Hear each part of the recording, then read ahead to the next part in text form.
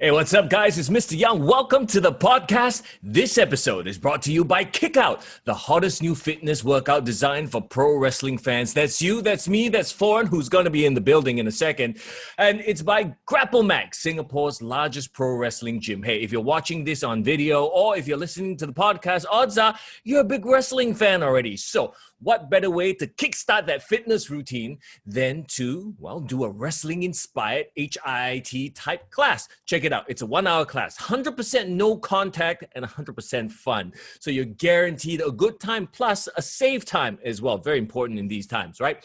And because you are a listener of Kick to the Gut, you get 20% off a single session with the promo code KTTG100. That's right. When you check out at the website grapplemax.punchpass.com, that's grapplemax.punchpass.com, use the promo code KTTG100. It's for first-time Grapple Max customers only, and you get that 20% off your single session of Kick Out. Can't wait to see you there. Hey, Foreign, he's tried it. He goes to it very often. So you never know. If you sign up this week, you might just have Foreign in the building with you doing Kick Out. Can't wait to see you there. In the meantime, hey, it's on with this week's episode of the podcast. We got a special guest. It's gotta be the irresistible force. Are you kidding me? Hey, it's Trexxus in the house. Yo, what's up, Trexxus? It's about time. I know. We've said this right from the start. We need to get Trexxus, a.k.a. Kaiser Trexxus, a.k.a. Shawn Stallion, in on the show on Kick to the Gut. And finally, we have you 1 on 2, I suppose. Because the last time you were here, you were together with Alexis and Statement as well, right? Yep. That was when we were fresh off from tryouts in Shanghai. That's the WWE tryouts in Shanghai. That's right. Yes. And I recently actually posted that photo, that memories, exactly about a year to the day. So it's so weird how time flies. We thought it was just like a couple of weeks ago, but I guess like the pandemic just like everyone blanked out for this last 6 months, totally, right? man. It was like a reminder, from Instagram. Hey, this was 1 year ago. Maybe it's time to bring someone back, maybe from the episode. And actually properly get to know Trexxus. Yeah. Now spotlight's on me. Absolutely. Yes.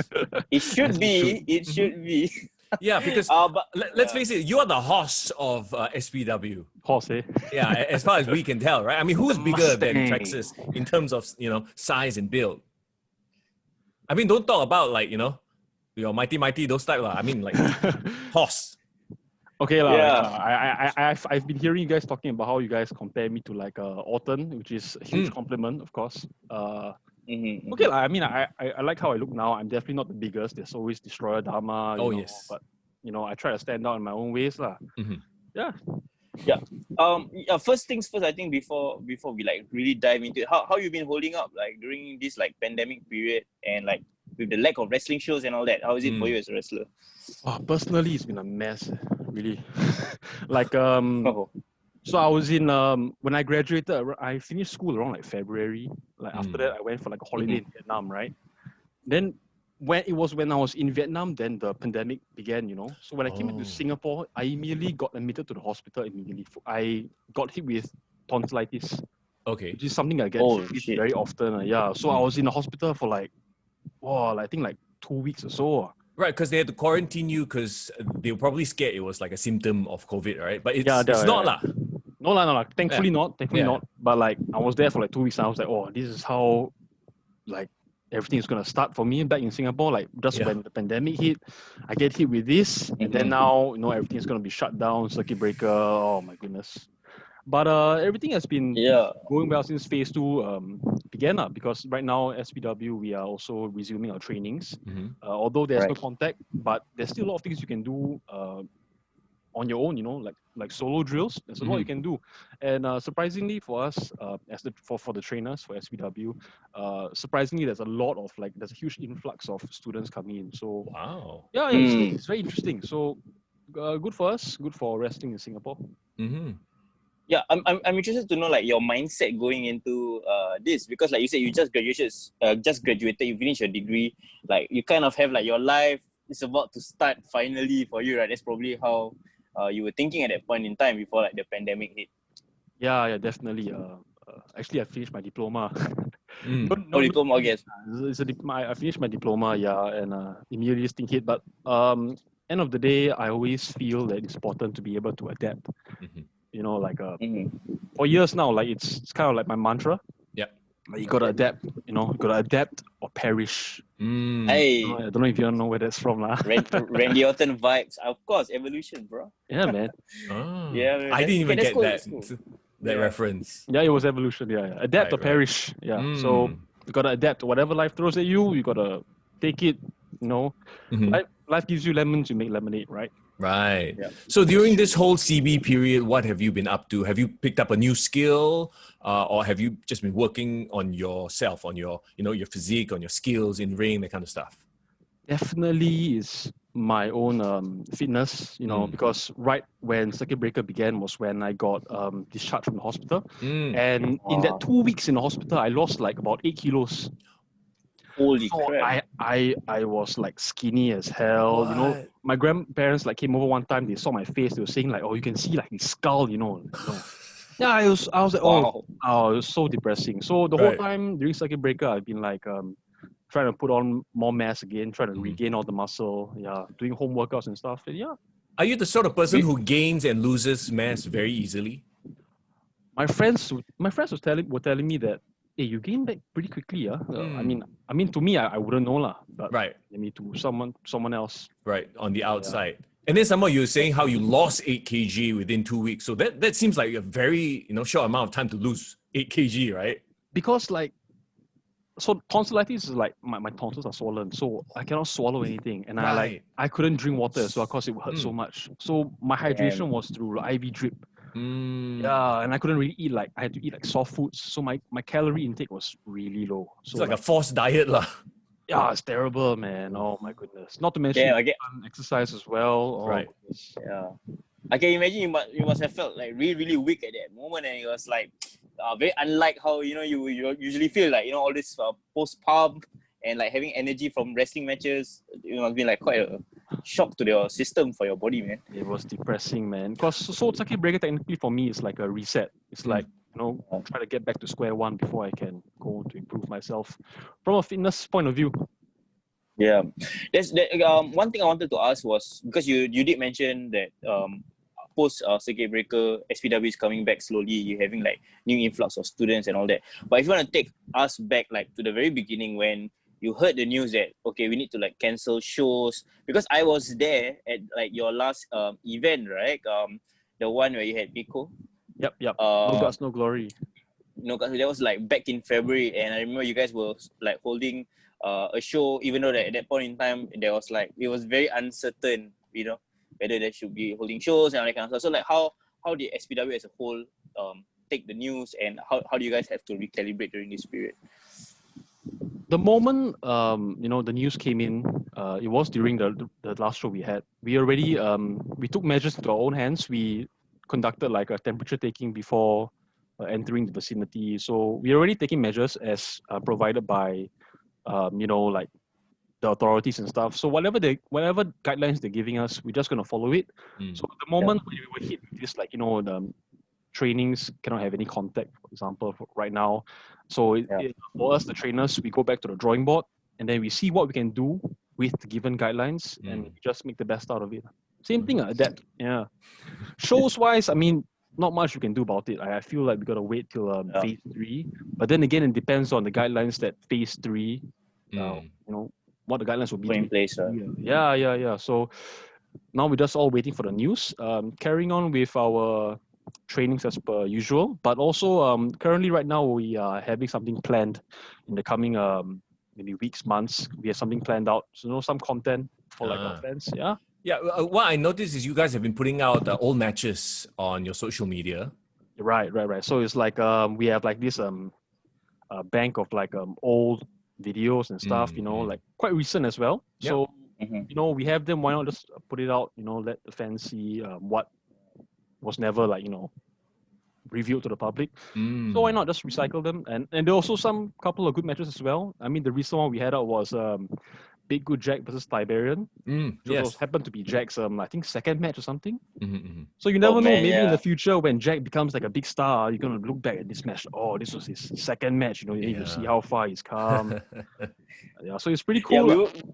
we were there like when it was like his first few matches coming out with like the Mighty Dragon family and all that. And it's really interesting to see, especially like one of the great things about being a fan, especially at this indie level, is you can see them right at the beginning, and as like their career progress, you can see them getting better in front of your very eyes. It's very like heartening to see. It's like an investment in a way, right? Yeah. I mean, for me, because I conduct training sometimes. So for me, like sometimes when I'm watching the shows, I'm looking at these guys that have trained since day one. I see them walk into the the doors of our SPW dojo. Now they're wrestling matches. Like wow, like It's a very very cool satisfying. feeling, right? Yeah. I mean, okay, now you are at this part of your career, right? I want to rewind the clock and go all the way back to a little boy, a little Trexxus. When was the first time you heard about wrestling, you saw wrestling? What was your first wrestling memory? First wrestling memory was my first exposure was actually the games. Oh, I think same as Andrew as well. Oh, yeah. I noticed PS2 a lot of games? people actually were first introduced to pro wrestling through the video games, which is kind of crazy to me, Quite interesting. Yeah. For me, it was the SmackDown Here Comes the Pain. Oh, okay. That was my first one. That was the second one for PlayStation, right? I think quite late already, right? No. What was it? No, I think. This was like 2003 era. I remember because they had like a SmackDown 1, SmackDown 2, then just bring it. Oh, yes. Know your role. Number 5, Here Comes the Pain. Number 5. Oh my God, yes. There was so many. It was right before the SmackDown versus Raw, came in, rolled in. It was, yes. Yeah. That was the first one. Then from there, I just slowly transitioned to watching like the shows. I mean, online. I can't remember how I watched it back then because there wasn't any YouTube, right? Yeah. So I can't remember how I managed to get a hold of How do you discover the game in the first place? Was it one of a family member of yours that liked wrestling before you? Or? So it was my older brother and his group of friends. Okay. He would always go over to their place on the PlayStation. SmackDown Comes the Pain. Then my brother would like invite me. You come over and play some games. Okay, yeah, I'll play. So then I discovered. Cool. Yeah. Did he ever pursue that dream, or I want to know now, like, what does he think of you becoming a pro wrestler? Oh, he's very supportive. My older brother is the one that kind of like got me into wrestling. Okay. And he's more of like he sees the news sometimes, but he doesn't really like follow. I'm the one that kind of like continued. Right. Yeah, now you're living the life. Yeah. So back then that was like primary school. So like I would have his friends would recognize me as my brother as my brother. My brother's brother. Yeah. And then they were like, "Hey, Shawn Michaels." I'm like, who's Shawn Michaels? Right. I had no idea. The only wrestler I knew was The Rock. Oh, yes. That was when I went online, like, who's Shawn Michaels? Oh, this guy's amazing. Shawn Michaels. Wow. Shawn Michaels was first true hero. Oh, okay. Yeah. And funny because like the Shawn Michaels that I watched was like the one that came out of retirement. When he started wearing like it was the ugliest outfits. Yeah. I mean, that was the one that I kind of watched growing up, Okay. Sadly, I mean, I might offend some, older fans, the best ones were when he was wearing the tights, when he wrestled, or Bret Hart, Shawn Michaels I grew up with was the one wearing the chaps. Yeah. Right. Yeah. I feel like there's no best Shawn Michaels. It's, for the older fans, right?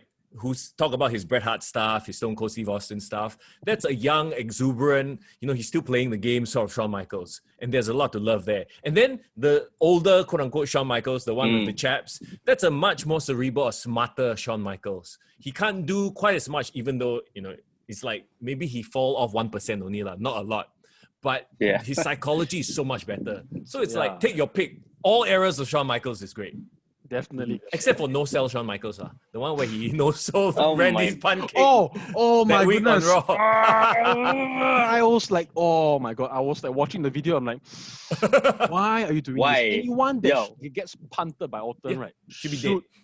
Not just dead, they should be out for like months. Yeah, for months. Yeah, exactly. And this Michaels just climbs up the corner. Like, huh? I don't know whether he was like trolling though. Like I really thought it was him trolling for some reason. But why though? Like it's so weird, right? I feel like we need to get into his head about that. We need to ask him what's going on, man. Oh goodness. It's very interesting because I think I grew up around the same era as you. After Here Comes the Pain, I think Shawn Michaels just came back, and then he would shortly start having that awesome series of matches with like Triple H, his like rivalry there. The Chris Benoit at WrestleMania. That's probably like around the time where you started watching the shows, right? You did mention there wasn't any YouTube at that point in time. So were you those kind of guys that like stayed up at Channel 5 to watch like WWE Bottom Line or Afterburn, catch the recap shows? Livewire, Velocity. I mainly watched like from the same friend that had the games. He had DVD, so he would like watch it at his place.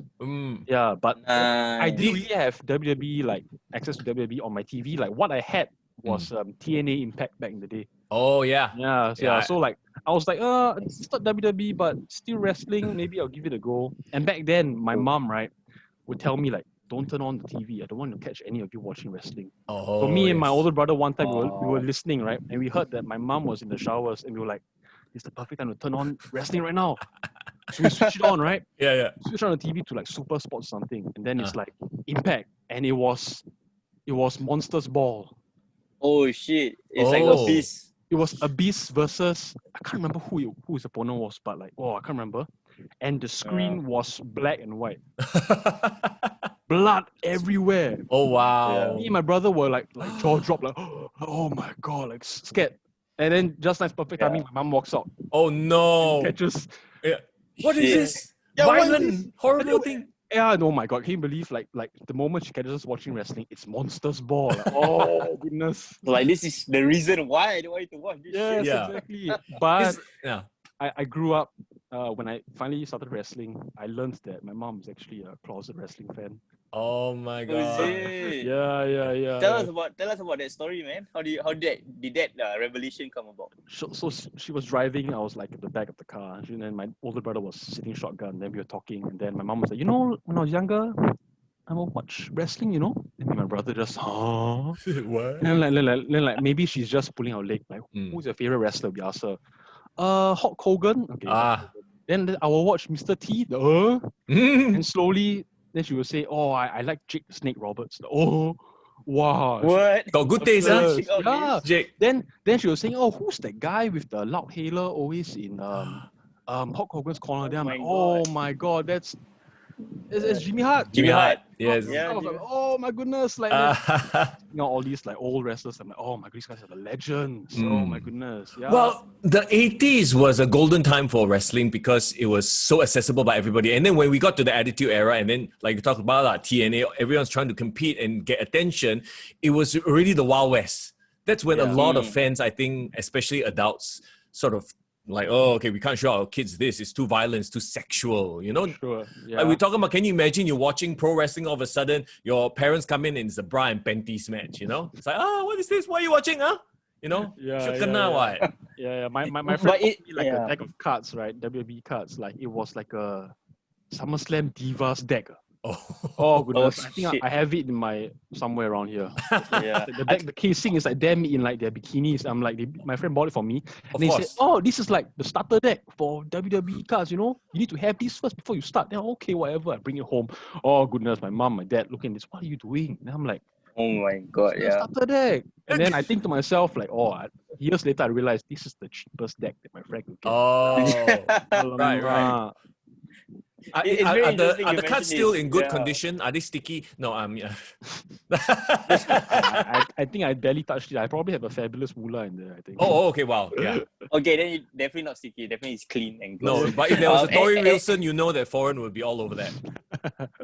I definitely went through puberty during that period. Yeah. So anyway, guys, you mentioned a very good, interesting point. There's this dynamic between like the 80s wrestling and how like I think for your mom, I think she probably watches it because it's quite wholesome content at that point in time. Yeah. Like they've really goody two shows. They really stayed at the heel and face dynamic. It was good guys conquering the bad guys, and then the bad guys always had some funny character like the evil foreigner or the clown or the whatever crocodile hunter, some weird thing, Yeah, definitely. Like the Finnish environmentalist. Who's the Finnish environmentalist? Does anybody remember? Finnish environmentalist. Don't remember. No. Ludwig Borga. Oh my god. You don't remember Ludwig Ludwig Finally, there's something young knows that I don't know. Is it? I'm looking at you at foreign. I'm like thinking like, you know or not? Do you know or not? I grew up on that shit, bro. Before our era, but it's cool. That's something cool to learn. Yeah. I just very curious to know. Then, what does your mom think about you going to wrestling then? Yeah. I mean, definitely like they're not happy about it. They definitely a lot of concern, comes through. But end of the day, they support me. So that's all that matters. So I'm very glad to have the support. Like there are times where I get injured. They're like, see, why are you doing this? See, you are doing this just to get injured. Yeah. But parents will always do that. Yeah, I mean, if they don't, something is wrong, right? Right. It's quite normal, parental instincts. So I definitely don't blame them. I mean, the best I can do is just take care of myself, like train hard, and make sure that I try to avoid injuries at all costs. Yeah.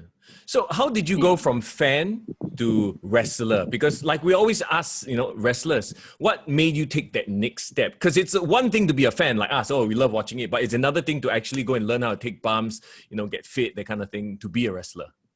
So when I was in secondary school, like that was when I started to religiously start watching wrestling, because I think that was when like YouTube was around and stuff, So it was like, I think I was like Sec 1, so I was like 13 years old.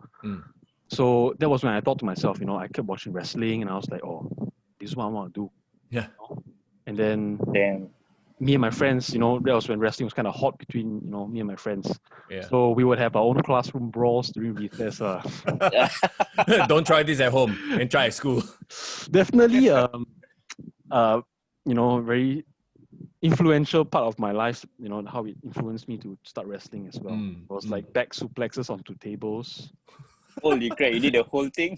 Classroom table. Oh my, yeah, it was amazing. Oh my God, my friend. Hey, those things have no give, huh? Those are not going to break. Those are just the plastic one with the metal legs, right? Yeah, well, I mean, it's a flat surface, Yeah, it's a flat surface, but still. Take bump.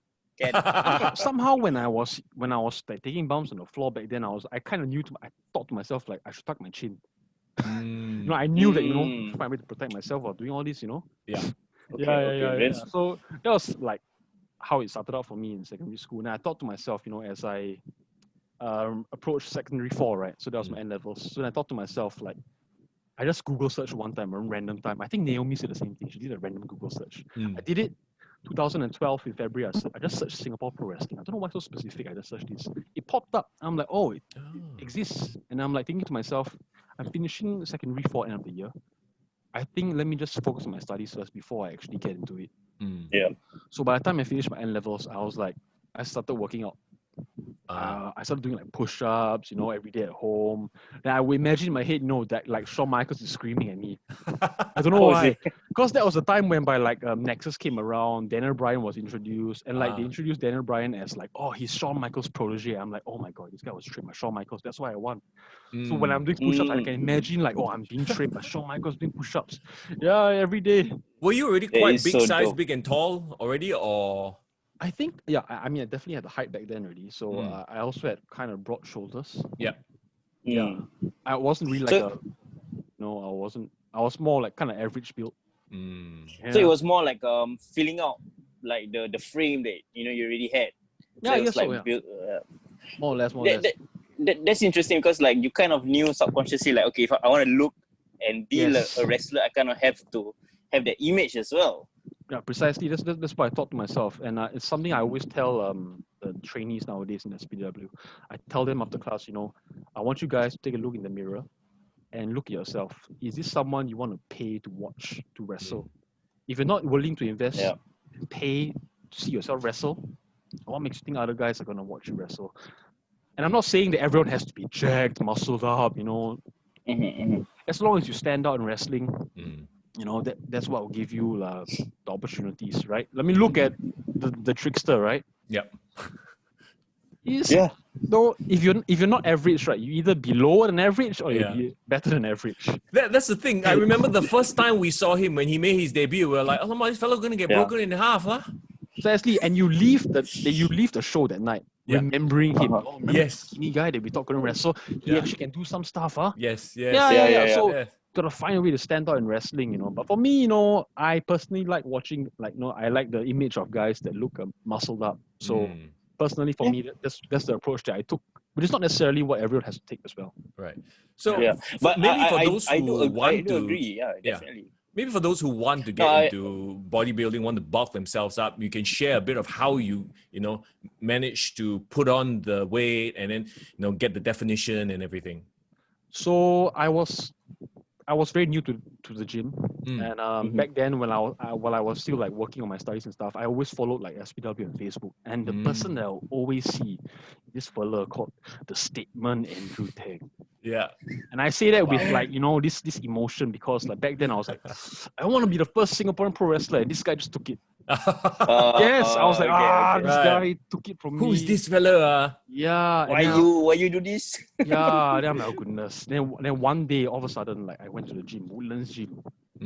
So I go there, and then there he was standing right there, like at the counter, like, this is the Statement. I walk up to him. Excuse me, are you the Statement? Yeah, I am. Oh, I love. Oh, but my demeanor changes. I'm like, I love the product. I really want to join. Shy boy. Yeah, but it was like at the same time it was like, oh my god, it's like mind blowing. It's like how like when you're a fan online, like you see like wrestlers like, oh, I hate Roman Reigns, blah blah blah. This guy sucks. Real life like, oh, can I take a picture with you? Yes. I think that was me back then. I was definitely guilty of that. So like that was where everything started for me. He was like, oh yeah, bro, let's exchange numbers. I'm like, wow, he's exchanging numbers with me. Wow. Okay. And he's like, how about you come down? We just have some sessions together in the gym. Yeah, okay, sure. So that's when everything picked up for me in the gym. So like Andrew was sort of the guy that kind of like held my hand and guided me with weightlifting and stuff. From then on, I slowly started being more independent in the gym. I started looking up online about bodybuilding and stuff. What kind of goals I want. And then I worked towards the direction. And right now, I'm working out like 5 days a week. But it's not something I dread. Right. How many hours a day? Like what kind of? Give us an idea of what kind of effort goes into becoming jacked, as it were. Oh, damn. Because you must understand, for the average person like us, right? Exercising for like 30 minutes already, wow, damn long already, So like give us, that frame of reference, like how often, how long per session are you working out? Right now, sometimes it can go from 1.5 hours, but it can go up to 3 hours as well. Some days it's 3 hours, some days it's 1.5. It depends. I feel more some days. Some days don't feel too much. Most important is the intensity for me lah. So it's more of like a intense. Like the weights have to always be like at 90% pushing yourself. Is it? Correct. Or you're more like okay. Yeah, right. Yeah, so along that line. But right now, like so I had a friend of mine texted me one day. Right, he was telling me, hey. Try to keep your weight maybe under 200 pounds. Maybe under 200 pounds. like I don't know whether you guys can tell who it is, but this was a Ho Loon. Oh my god. Oh, okay. Ho Loon. So he texted me one time, right? I was in 2016. He was telling me, he was hinting at me, like, hey, this was when I think this is post CWC, I think. So he told me, hey, maybe you want to keep your weight under 200. I'm like, why? And he's telling me, he's hinting at me, there could be another one coming soon, maybe. They might be looking for some guys, Yeah.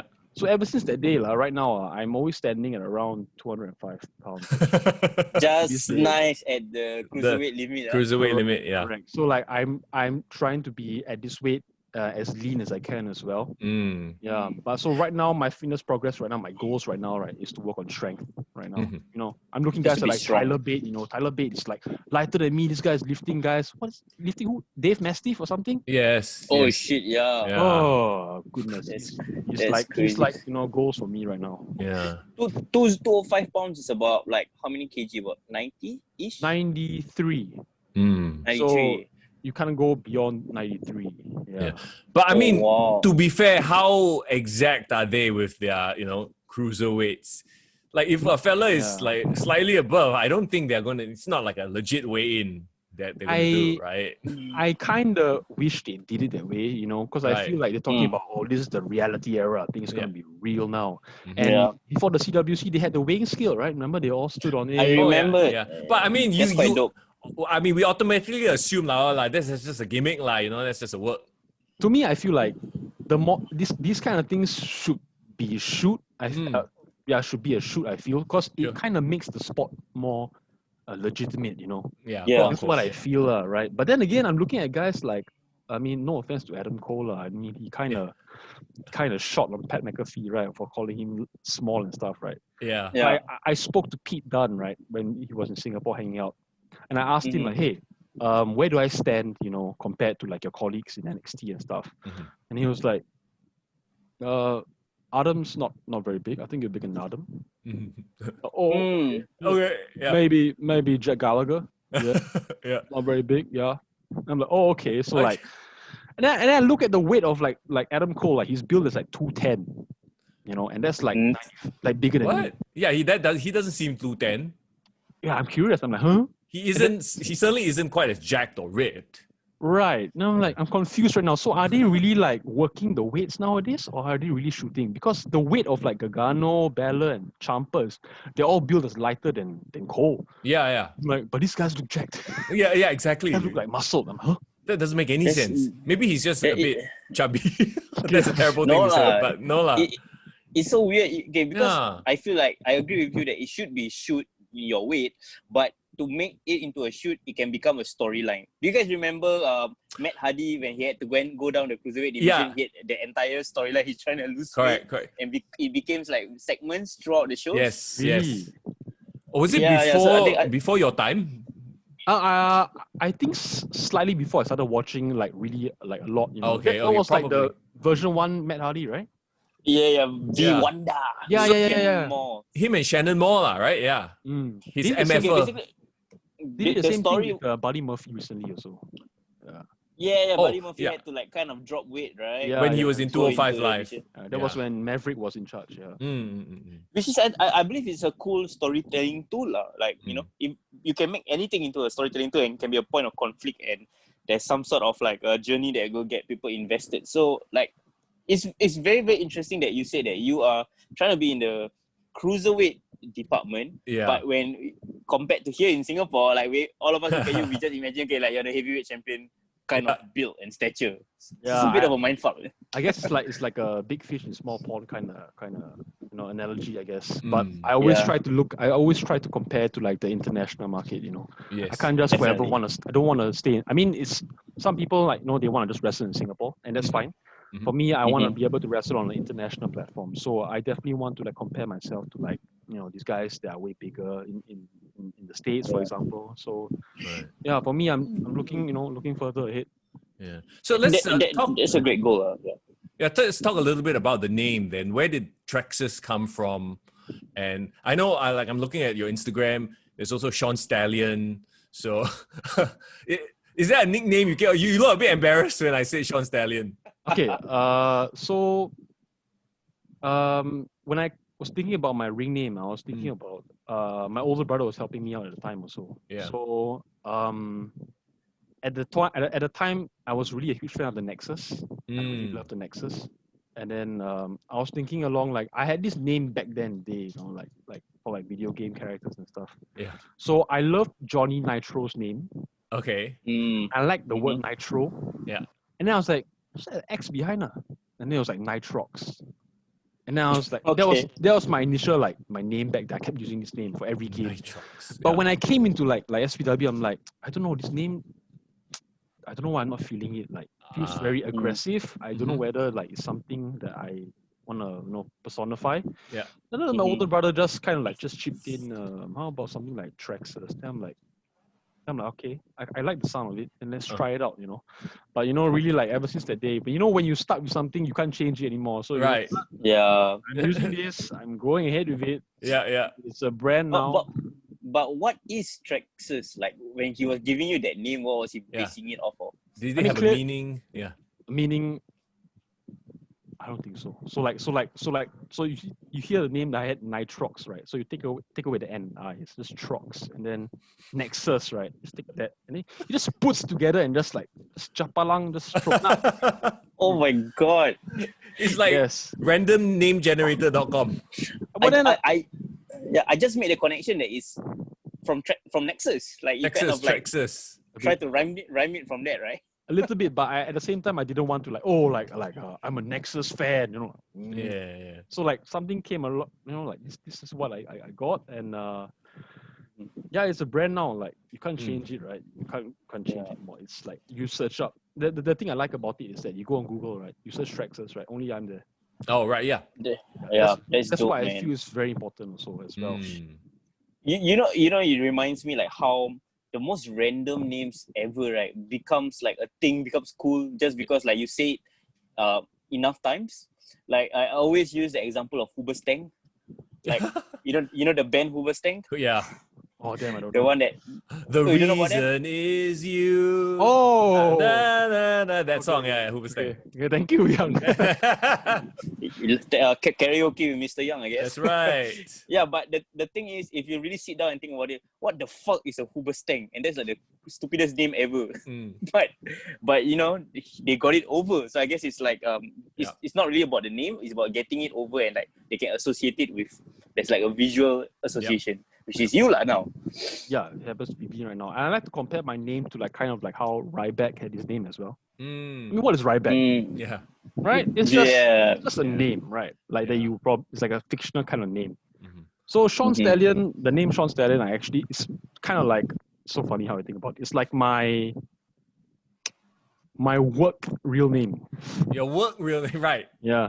It's more of like my work real name because like I still want to be like you know, like recognized as myself, right? I'm still Shawn, right? Like you look at someone like Ryback, you know that's not his real name, right? Like, so like Ryan Reeves' his real name. So I'm like, okay, I'm just gonna put my real name out here. And there, Shawn Stallion. You know why I like the Stallion? I can even see it as like a gimmick or like a nickname that you can incorporate, because like you are like the thoroughbred of SPW in a way, you know. Like we always talk about how like, you know, Randy Orton is just a natural, like a third generation guy, and like I'm sure you've heard some of our commentaries when we were discussing like potentials for, you know, the SPW wrestlers. We always thought that out of everyone, you're like the one that we would want to hitch like our wagon on to like succeed in the international level. What do you think of having that as part of your nickname, bro? The thoroughbred Shawn Stallion. Oh, thoroughbred. A lot of horse. All these you come out on the horse. synonyms. I honestly, like, I would have went for that kind of approach, like the Mustang or something, you know. But then again, you look at the current like landscape of wrestling right now. We already have Hangman Page coming on horses already. And horse is a symbol for like the elite merchandise, right? You know? And then there is Matt Riddle, Stallion Battalion, bro. Yeah. I'm like, fuck, man. Then I'm like, crap. But I mean, I'm not gonna use it as like, I'm not gonna hold like hang on to it and this is me, like this is my merchandise, you know. It's the same as how Greg, right? Greg, he was known as Greg Glorious, right? Then this Bobby Roode comes around, Glorious. Like, I bet Greg must have been so pissed off, and I was pissed off for him as well, you know. And I like what he's done with his his new persona. I really love it. And Caps Gregory, like Kenta. Like such a douchey, like, Greg. Don't call me Greg. I'm Gregory, sort of a deal. Yes. I like it. I remember like at our podcast interview when we were discussing names and stuff, and he told us his real name was Gregory, and he was like an ACS kid. And I was like, bro, you're such a douchey guy, bro. It's perfect. Straight heel. Him just like saying all that, right? Naturally, right? Sounds like such a heel already. Yeah. It's amazing, man. Exactly. I wanted to pivot and like talk about like your relationship with Statement, because we didn't really explore it. You said that you first met him, then this must be you like right after secondary school, like somehow starting in poly, right? What was the age difference between you guys when you first met him? I think it was about, I gotta think about now this year. Should be like he was in his mid-20s? 7 years old. 23, 24? Wow, so he's so young. He's so young. When you like looked up to him, he was really only in his early 20s. I'm at the age that I met him right now. My age right now is like the age he was when I first met him. Yeah. Wow. Oh, okay. I'm 24 right now. Yeah. Feels like a full circle moment, bro. Yeah. Damn. Have you thought about it in that way, like reflecting about it and like how from that kid that first met this guy and like kind of idolized him, wanted to be someone like him, to feeling that you're already reaching that level after all these years that you put in? I mean, Is definitely. it crazy to think? I can definitely see like where we've come from. You know, like back then I always saw him as like a teacher, as a mentor, and then slowly I sort of transitioned into becoming like his peer. You know, I never really see it that way, but right now, since we became partners, right, I was like we're sort of like peers right now. You know, like instead of like him telling me, giving me tips on how to improve, right, he's asking me for tips on how he can improve as well as a wrestler. Nice, so, nice. So yeah, right now, like it really feels like we're more like partners now than, you know, like teacher, student. Although like I still identify myself as a student of the statement. Yeah. Is this a very Triple H Batista relationship that we have going right? on? Yeah. Similar, right? Yeah, super similar. Yeah. Oh my gosh. Why I don't say Triple H Randy Orton? Because you know, Randy Orton had like a cocky face and like became a douche for a while. I feel like you and Statement always, even like when you guys were rivals, you always had like this unspoken like respect for each other, and I think that just came from you probably being grateful that he gave you that opportunity. You mean from a work perspective? Even like while you guys were working, I feel like it was a Triple H Batista dynamic more than a Triple H Randy Orton dynamic. Yeah, it sort of is. Like we never ever like there was this time when we split up for a bit, and then like I beat him for the championship at one time. Like we didn't want to like emphasize that, you know, this is the end of Onslaught. You know, like we always left it out there. You know, like there's potential, like things could happen again. We could get back together again.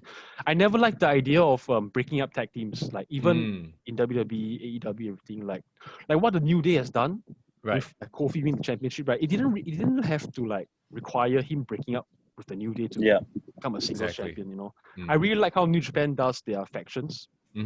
It's definitely something that I really hope that we can go in the direction, because I love factions and faction wars. Damn, it's so cool. I love the idea of it. You know. Yeah, of course. Gang warfare is, I think, always when the wrestling is coolest when they have like multiple factions that you can like pick and choose. You know, who you want to be a part of and stuff. That's dope. That's dope. Yeah. Okay. Can you share with us as well, like now that you went through a bit of training, and take us back to the time when you had like your first official match in front of a live audience? How was that first experience, bro? And who was it against, if you remember? Oh, I wish I still had the footage of it. I don't know where it is, but I don't even know if there's still footage of it or not. I'm very sad. It's against a Swiss wrestler actually. Oh, really? His name is Seb Turini. Seb Turini. Turini. So he was already training before I began training, and he's as old as me. Okay. So we're peers. Right. So I was told that I was going to debut against him, and I think I could already like foresee it coming that I was going to face him, because he was a bit shorter than I was, and I was a bit bigger, and then it looked like kind of like a young lion fight. Back then, right. Against him, yeah. So we did opening. Solid match. I took the L, of course. I didn't mind, because, you know, my debut. Right. He's been around longer. I really feel that he should take the W. So yeah, it was against Seb Turini. I don't know if you guys know him. You guys might have not started watching that early. No, I don't think so. We have some footage of him on YouTube as well, actually. Seb Turini. Were you already Trexxus, or were you just Shawn? No, I was Trexxus. Oh, you're Trexxus already. Okay. Yeah. Nice. So the name stuck around. You already had your brain in mind already. That's right. But I wasn't Kaiser yet. I was I was the prodigy. The Kaiser. When did the Kaiser come in? And Kaiser is is it Russian? Chief, right? Oh, yeah. German, right? German, okay, yeah, German. Yes. But I used it because it's mainly used in it's heavily used in Japan. Like you see a lot of Kaiser. You know, Kaiser is sort of like ace. You know. Right. So I saw it that way. I started using it right after I won the title from Andrew. Yeah, because you know, I can't be known as the prodigy forever, right? There has to be time where I have to evolve, right? So right after I won the championship, that's when I thought, you know, it's only fitting that I change it up, right? I can't be known as the prodigy forever. So that was when Kaiser kicked in. Yeah. During my first championship reign. So, throughout your entire career, who did you look up to in terms of both foreign wrestlers and, you know, your peers as well? Obviously, Statement is a huge influence on what you do, right? But what about foreign? I was going to say foreign talent, but the international superstars. international, you mean like Southeast Asia, or do you mean like can be worldwide? WWE. You can name, Yeah. you can name all from of them. anywhere. Yeah, like who Okay. do you look up to? Who do you maybe pattern yourself a little bit towards? Oh, okay. That's a very interesting question. So, like, mainly started out with Shawn Michaels. That's the main influence. Mhm. But when I started to realize, like, where I stand in terms of my size, my build, right? I look along, like, recently it's been Tama Tonga. Oh, I okay. realized Wow. that he's about the same height as me, Mhm. a bit heavier than I am. Mm. And I feel like, maybe in terms of style, I should kind of like follow what he can do. Right. As a sort of like a gauge. Mm. But lately, Yeah. as of late, like I've been realizing some other guys as well that I could try to mimic, their styles as well. I recently like been more fond of Ziggler. Mm. It's very late, but like, I realized Ziggler is like, he's not very flamboyant and stuff. He's just a mega bump machine. Yeah, I mean, I'm not saying I'm gonna like Bump like a flail people. around. Yeah. But I mean, like, in terms of like offense wise. Okay. Because I feel like him and I, like, I'm quite near to his height Mm-hmm. and weight also similar. Maybe he's a bit heavy. I don't know. But like, Yeah. he's someone that I can sort of like try to like watch more often. If in the event, like, like I was watching his match against Drew at Extreme Rules, right? Yes. I'm thinking, okay, how would he fight Drew? So I was watching very closely, like, how would I fight Drew? So I just watched how he wrestles, Yeah, so these guys are like some people that I look closely, So basically anyone with like kind of my build, my weight, my height, I will watch more closely. I'm just throwing it out there, but do you see some similarities between your style and Austin Theory as well? Or you never thought about it? I'm very envious of Theory. He's in such phenomenal shape, and this fella is like 22. Yeah, he's 23? super young. He's like a year younger than me, I think. And I'm like, oh my goodness, this guy wrestled at WrestleMania. Yeah, it's so weird though what they did with him, right? They brought him to the main show. He had his WrestleMania match, and then now he's back on NXT. Like, yeah, it's so weird. I thought he had something going with Seth, and Murphy. Yeah. And then he just disappeared. They just dropped. Could be some backstage behind the scenes issues though, from what I've heard. Maybe he wasn't ready. He was still like immature, is it, or what? But yeah, perhaps there was some disciplinary issues. But oh, is it? Oh, I didn't know this. Some dirt sheet stuff right there. Things that I read on the line. But why I made that connection with him was, I kind of saw his Evolve run, and I think he was featured quite prominently during that time. He was a champion and he was like a young kid, and I felt he also had this kind of like confidence in him in spite of his age, Yeah.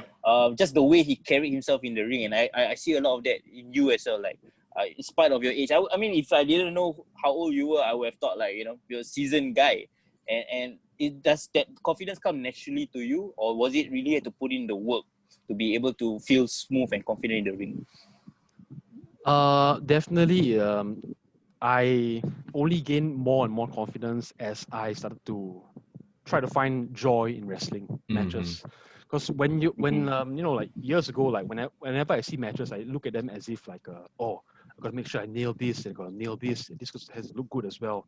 Yeah. And then you start to forget that you're wrestling in front of a live audience. Yeah.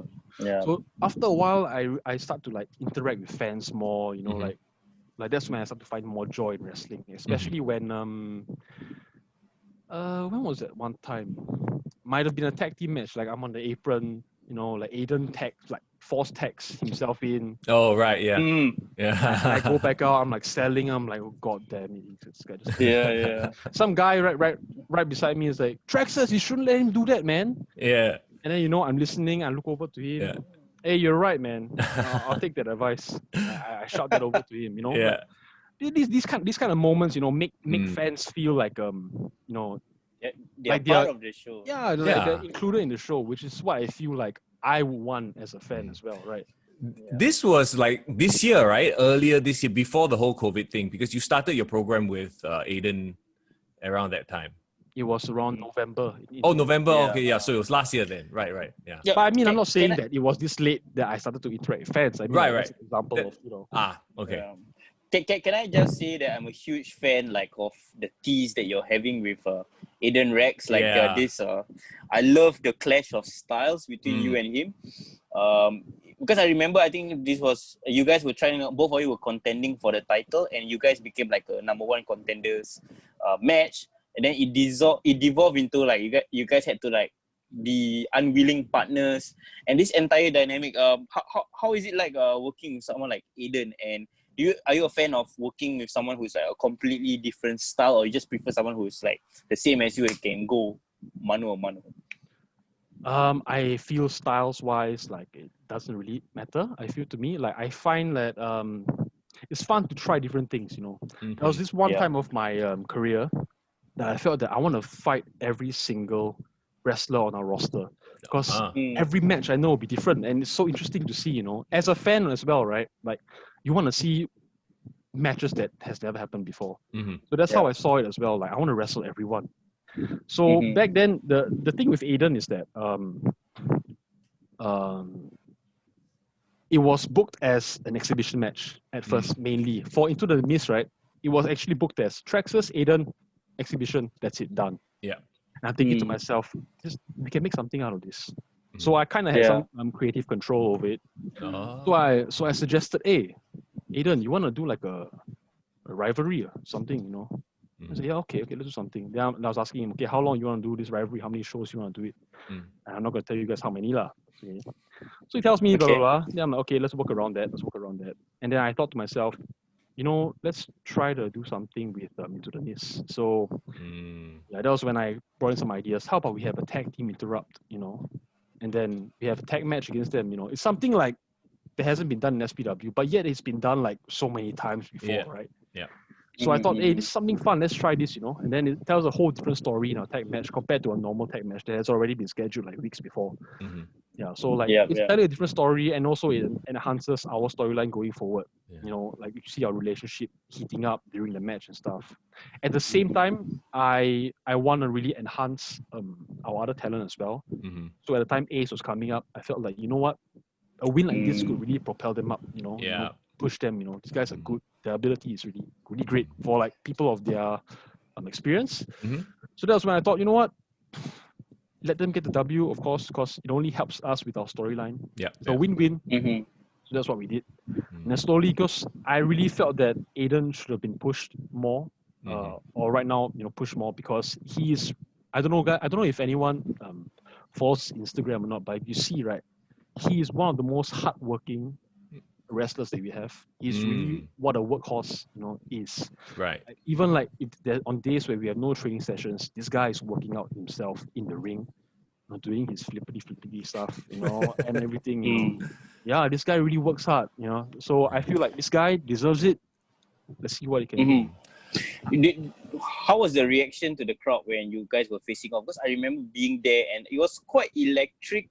To see this potential matchup, like when you both face off, like, whoa, this style is like, we never even think to imagine this, but then when you guys were in the ring together, you were like, oh wow, I can see myself having like enjoying this matchup. So were you surprised by the reaction, or you kind of knew? Did you mean Into the Mist, or like the beginning of the tease of Into the Mist, or No Guts, No Glory? Into the Mist. Yeah, the tease of Into the Mist. Yeah. Oh, I remember that first 10 minutes. That was like the crowd. You remember? I remember. Yeah. Actually, it wasn't really 10 minutes. It was like 3 or 2 minutes. 2 or 3 minutes. Yeah.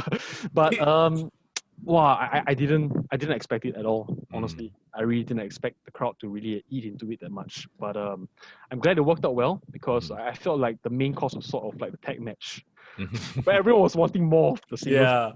Oh no, I don't know if this is right or not. Ultimately, I think it paid off well. It's one of those things you didn't know what you wanted until you got a glimpse of it, and you go, wait a minute. Yeah, that's what I want to see, right? I remember I turned to you and we were like, why has this dream match never popped into our heads before? You know, sort of a thing. And of course, unfortunately, you know, COVID-19 had to happen. If not, we would have seen more. But hopefully, once this whole thing clears up, you guys can start working together again. And I can't wait to see your program, lah. Definitely, we don't want to forget our storylines that we've been working on. I definitely want to bring that forward, you know, remind the fans. You know, I love how organic it all sounded. Like you guys just sort of came together and you had a lot of input into it to sort of, you know, let it grow organically in a way. Yeah, definitely. It's one of those things, you know, like it goes back to the time where like, I want to face every single wrestler we have, you know, because we've been having so many international stars come down, right? That I feel like, we are forgetting about how much potential we have Correct. by putting these guys together to fight where we've never seen them done it before. So same, like me and Aiden is just an example of one of those dream matches, There could be other possible dream matches that we haven't had yet. Yeah. Yeah. Before we change topic, I wanted to ask one thing that you always do in the ring, which I'm always fascinated by. I love that you do it. And can you just tell me how do you come up with the idea of doing it? One of your most famous spots, the one where you put the guy at the corner, lay him down on top, and then you stand on top of him, you pose with the crowd, and then you drop that badass elbow on his back. Yeah, how did that come about? Because it's really original. I don't remember anyone else doing it. I feel like most of my ideas hit me when I'm in the gym. Yeah, for guys, it's like they're in the shower, they're cutting promos, right? For me, it's like in the gym, sometimes moves just hit me like, hey, try this, let's try this. Sometimes I try it, doesn't work out. Sometimes I try, hey, it could be something. So that move was, I thought about it going into my match against Statement for the championship. I was like, I'm going to this match, I need to be new. I need to, evolve. So that was when the move came about. And, I felt like, hey, no one has done this. Let me try it. Although, it doesn't seem like much. I'm just climbing into someone's back and just dropping an elbow. But the reaction I got when I was in Tokyo. When I did it, I played it really, really nicely. So I was on the second rope, the guy's on the top. And I put my right foot on his back. Usually I would try to rush up as quick as I can. But this one, I was like, I put my right foot on top. And the whole crowd. And I look around, yes, and another leg goes up and the crowd goes off. Like, whoa! Oh, yes. This is exactly what I wanted. I think it's an impressive move because visually, I mean, you are a big guy, right? Big, strong guy. So it wouldn't look quite as impressive if, let's say, Spike Dudley did pull something like that off. You know what I mean? Yeah. I think it's the entire showboating aspect of it that, when you're on top, you can like pose to the crowd. Yeah. And like, just be a douche on top of it. Yeah. And it's kind of like humiliating for the guy underneath. Yeah. Because you're literally walking all over the guy, right? And then you drop the big elbow. Yeah. So Coach Bloom, Matt Bloom, during tryouts, he was telling us when you hit that throw tackle, the beginning of the match, the throw tackle. Yeah. And right after you hit the ropes, right? He says when you hit down, knock down your opponent, that's your time to have a character moment. So make some, do something out of that. Use that moment. So for me, that move is my character moment. Like clearly, like I'm up there. This is my moment. Better take your cameras out. Take some pictures. Yes. It's time for an outstanding elbow. Is that what it's called? Great, The outstanding elbow. I will call it out right now. It's the outstanding elbow. The outstanding elbow. I like it. Okay. It is. Akash was. I don't know if you guys know Akash. Cash. Statements. Which one of? Statements lawyer. Right. Okay. Yeah. So he was like, "Hey, Trexxus, you should call it something Singaporean. You should call it like, oh, he anyhow step, like. The anyhow step. I don't know about the word stab. Might not be PG enough. It will be so cool. Step. Anyhow step. No, it would be so cool if it's called by international announcers and you the tell them anyhow step. This is the name of the move. The anyhow step. They have no idea the context of it. Yeah. I don't know. I think about it. That would be so cool. Can we still talk about? I know we talked about it last year, but can we still talk about some of like your experience in during the tryouts for WWE at Shanghai last year? We've never really kind of asked how's the like some of the interesting things that you learn from that period, because I remember last time you came on the show, you talk about how you were chosen to be like one of the showcase matches.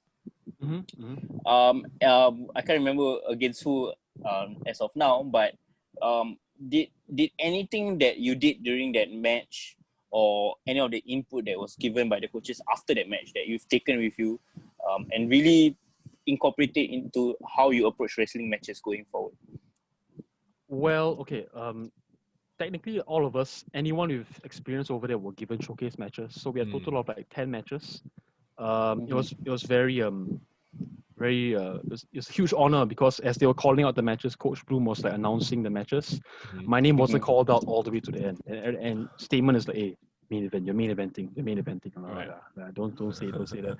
And then he goes, and the main event. I'm like, oh no. And then he calls me out, Trexxus versus Ikemen from Japan, which happens to be Tajiri's protege. Oh.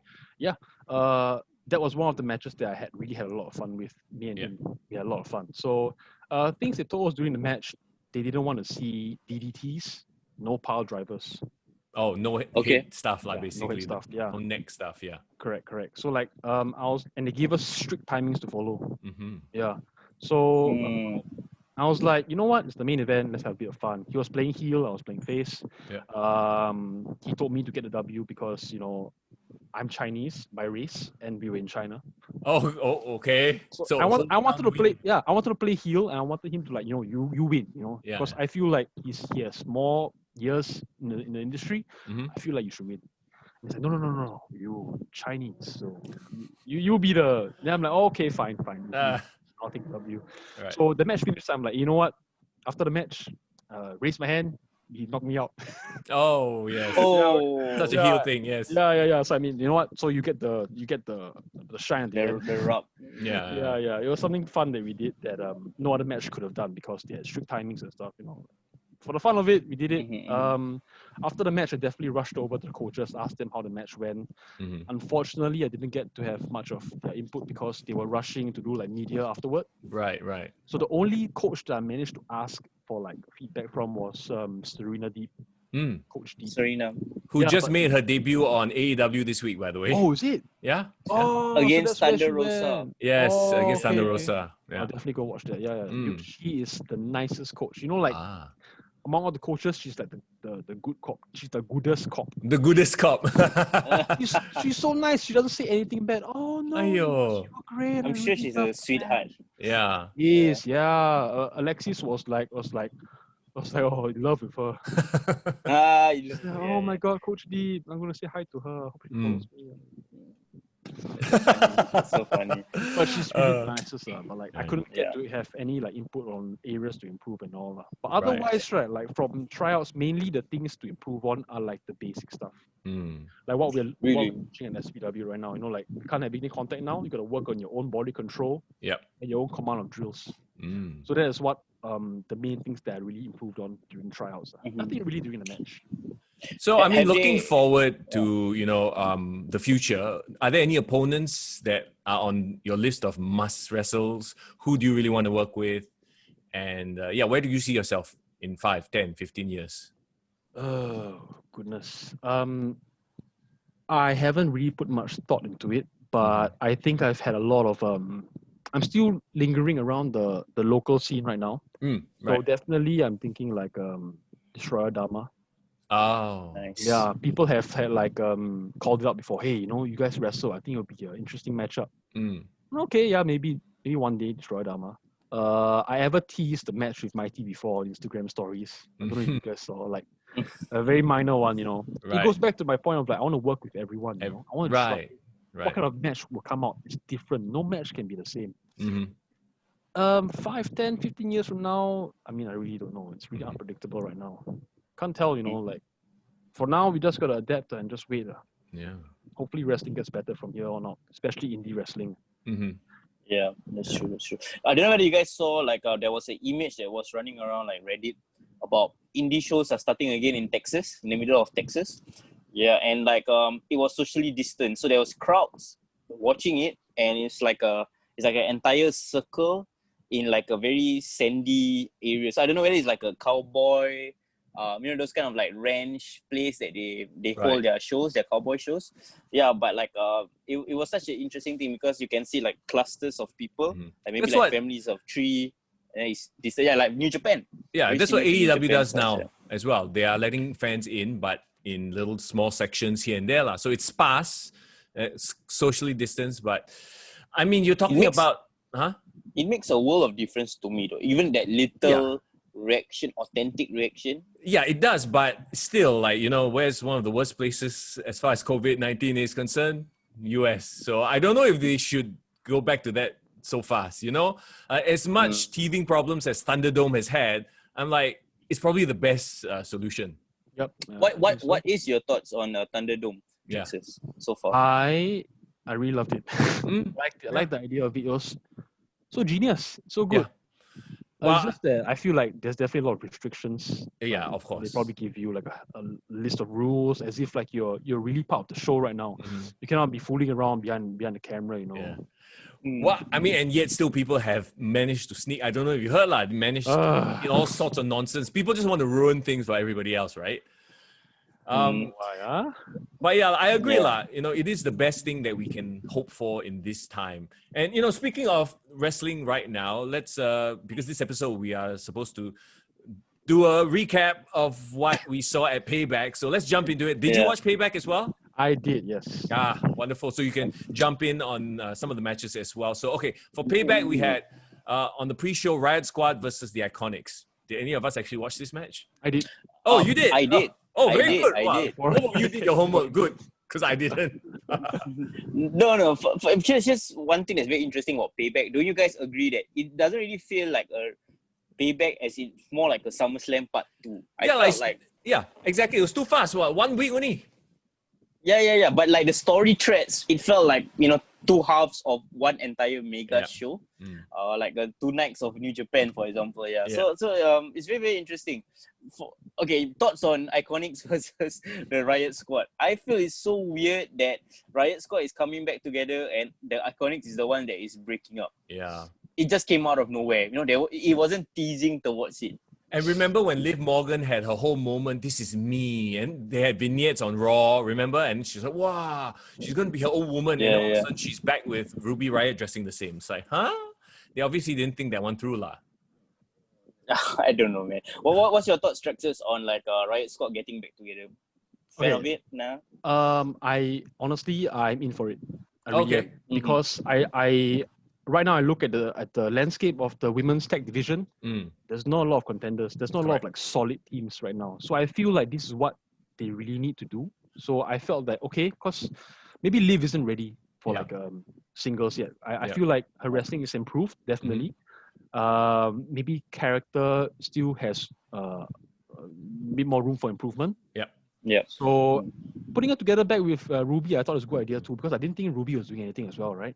True. Yeah. But on that same note, now, if you watch Raw, you'll know that the Iconics broke up. They had a match with the Riot Squad again, right? And loser would have to break up. So you reform one tag team, but you break up another more established tag team. It's like, what?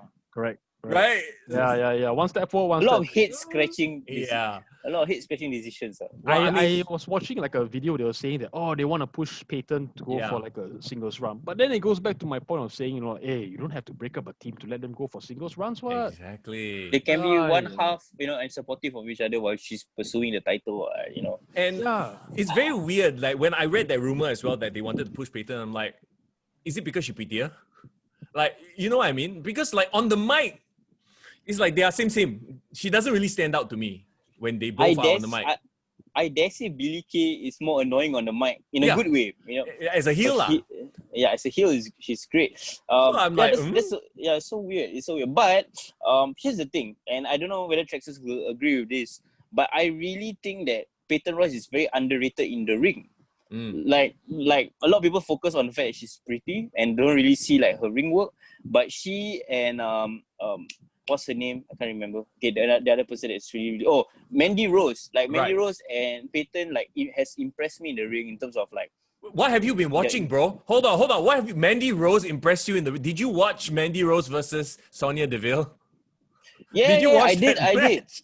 She couldn't even flip table, bro. Bro, flip table is not a wrestling move, even though she sucks at doing that, lah. I agree. No, Okay, but to be honest, in Young's defense, I feel that Mandy's performance, I've seen better from her compared to when I watched SummerSlam. I was like, Yeah, Like, they what's up felt with very her? off. They felt very I off. felt I was really into it. Like, But feel you like guys she have to, lost a bit. you guys have to understand this was like right off their home invasion situation. Sure. I think okay. mentally Yeah. and like physically, they're Sonya probably wasn't not there. there. lah. Yeah. Fair Yeah, enough. Yeah, definitely. Yeah, Mm. but yeah, Peyton Royce. Like, what do you guys think about her potential as like a single star? In terms of mic work, I don't see it. Maybe she has a whole other side of her that's not as annoying. I feel like with Billy Kay, right, they were bordering on go away heat. Like, Oh wow, yeah. you know what I mean? They were almost there. And it's funny because I feel like Sasha Banks and Bailey are essentially playing the same characters, but they're just doing it better. They're just doing it better. Yeah. Yeah. Maybe the issue with Iconics is they are stagnant because like their characters only one dimensional. They're just the annoying heels. Like what else can they be more than that? Yeah. You Other know? than Iconic, So- like what else do you remember from them? Yeah, so to play tropes of a certain character, it has to slowly add layers for it to become interesting. That's why, like you said, the Bailey and Sasha thing works because there is so much history and so much things that you can play around, even though they are being just typical annoying heels, right? I want to give a shout out actually before I forget, because there was this one moment and I, for the life of me, cannot remember if it was after they lost the titles or was it on Raw, but there was this one moment, I remember it very clearly because I noticed these very minor details for weird reasons. When I think it was Sasha Banks yelling like, "We're going to take revenge. We want vengeance," or something like that. And when she said the word revenge, she looked at Bailey. So because they were teasing the whole, you know what I mean? I was like, someone, next level acting, very good. So I don't know if anybody else noticed it or is it just me noticing weird shit. But when she said the word revenge, she literally turned to Bailey and said the word, "I want revenge." So I'm like, they're always working this thing. I've always been very observant of Sasha's expressions, Yeah. especially when Bailey's cutting promos or like Bailey's talking to the interviewer backstage. Yeah. She will say a lot of things that's very offhand. It's actually insulting to Sasha Banks, and she will always turn and look. Yeah. So I love the way they're for lack of a better term, their acting has been very good. Yeah, really. I think if I manage to go and find that clip, I think my heart will skip a beat or like my hair will stand if I see that happen. I think now that you mentioned it, I didn't manage to like see that. Yeah, it's like for some reason, and this is funny because like I remember when Sasha and Bailey were feuding. Every time they would promo, I'd be skip. But these days, when they come out and promo together, I'm like, oh shit, this is like a must pay attention moment already. So I think they've really hit their stride recently. But anyway, back to the Iconics. Actually, can we move on from the Iconics? Because I think we'll just go on very long. We've already talked already. Okay, I don't something. Actually, me and Statement, right? Statement is like always thinking that Billy is prettier, and I always say no, Peyton is prettier. Interesting. We have this like, no, she's prettier. No, she's prettier.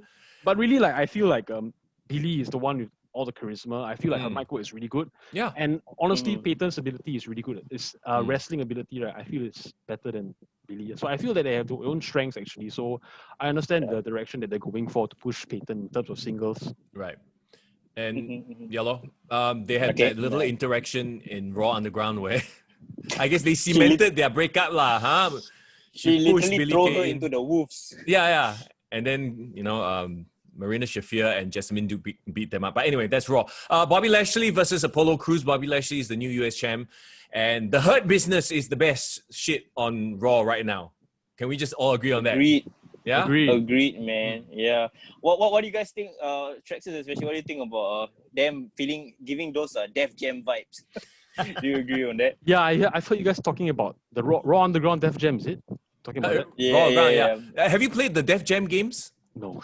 Oh, okay. It's like rappers wrestling. I can imagine it, yeah. I can picture it. Yeah, I get it. You got like Snoop Dogg as a wrestling character. I mean, that's all you need to know, bro. And it was an awesome game because it was, ridiculous. Like, it was ludicrous. And all the big name wrestlers were in there as playable characters where you could do wrestling moves to each other. Did they fight in rings or did they just fight in like random like club, street? No, it's literally like an underground kind of vibe. It's like a circle of people surrounding them. I need to find that game again. It was so good. But yeah, definitely Def Jam vibes. Bro, you should stream it, bro. I should, right? That's a good idea. Yeah. Big E versus Sheamus. Talking about the New Day, Big E, they are pushing, quote unquote, his singles run now. So they're putting people in front of him for him to beat lah. Okay, first of all, what do you think of Sheamus's new look, guys? With the hat and he looks more like a barroom brawler. He reminds me of what was that? What was that show? Oh, Peaky Blinders. Peaky Blinders vibes on him. Yeah. Cool look. I like how Sheamus has transitioned to this role of like, we know when we see Sheamus, we know what to expect and we're cool with it, He's just that guy that stirs shit, He's a Yeah. brawler. He's a fella. He's The weird thing guy. is that they're promoting him with that look, right? Like on all the match cards and stuff. I like it, but he's still wrestling in his normal gear. Yeah. So I'm really exactly. confused. Then I'm thinking again, like, what if he had this like attire in Raw Underground? You know, like it's more fitting, right? I feel. I don't know. You know. Yeah. Could be. And his brawler vibe would fit Raw Underground as well. It will, It can be yeah. this, like remember you guys watched Sherlock Holmes, and then like Sherlock Holmes fought that one dude, and he was calculating all the moves that he will do like 5 Oh my seconds God! before You he mean did the it. Robert Downey Jr. one? The Robert Downey Jr. one, yeah. It's Ah. that first movie that he did. Yeah, And yeah. I for some reason I imagine Sheamus would perfectly fit that kind of era or that kind of aesthetic, Sure. you know. Based on Yeah, his that's his dope. dress code, right? Yeah. Yeah. But what- Big E, guys, let's Yeah. talk about Big E. What do you think of his current push, quote unquote, push so far? Is it your standard push? If, to be honest, if it doesn't feel like a rocket ship yet, it feels like just okay, we're gonna have him steamroll a few people first, sort of a push. Yeah, he hasn't found that like the obstacle yet. Yeah. You know, that will push him like a step closer to like the Universal Championship. Mm-hmm. But that match when he did with Sheamus, I really enjoyed it. Yeah. Especially post-match when he was like shouting at Graves. Did you guys see that part? Yeah. Oh Yeah. my God, the passion, the emotion is Yeah. just, like the New Day music playing in the back. I feel like it's a moment on its own, like Yes. you believe in Biggie, Similar It's to like how a Apollo religious- has been cutting his promos as well. Apollo was very passionate one time when he cut this promo before he fought Shelton. Yep. It was so good as well. Like I feel like it makes you believe, in them. You can feel the fire coming from them. Yes, the fire. Yeah. And then speaking of fire, this guy is like complete opposite, Matt Riddle. We're moving on to the next match because, he's all laid back, bro. Versus King Corbin. Matt Riddle picks up the win, but King Corbin beats him down after. We all know that this program is going to continue. What do you guys think of Matt Riddle so far on SmackDown? Bro. Boring, bro. Bro. Is his Okay character lah. holding him back a bit? Because he seems like a bit in the background, he's just, bro. My fear is it might border on parody. Yeah. And RVD drew that line really, really well. I've watched RVD in ECW back in the day, and he was chill and all that. But everyone know he was a killer. Everyone know he could in the ring he could go. Yeah, he could go and he could be the main guy in the ring. But the problem with Riddle is I've seen more of that. Obviously from NXT, where when it came time for him to go in the ring, he was super brutal.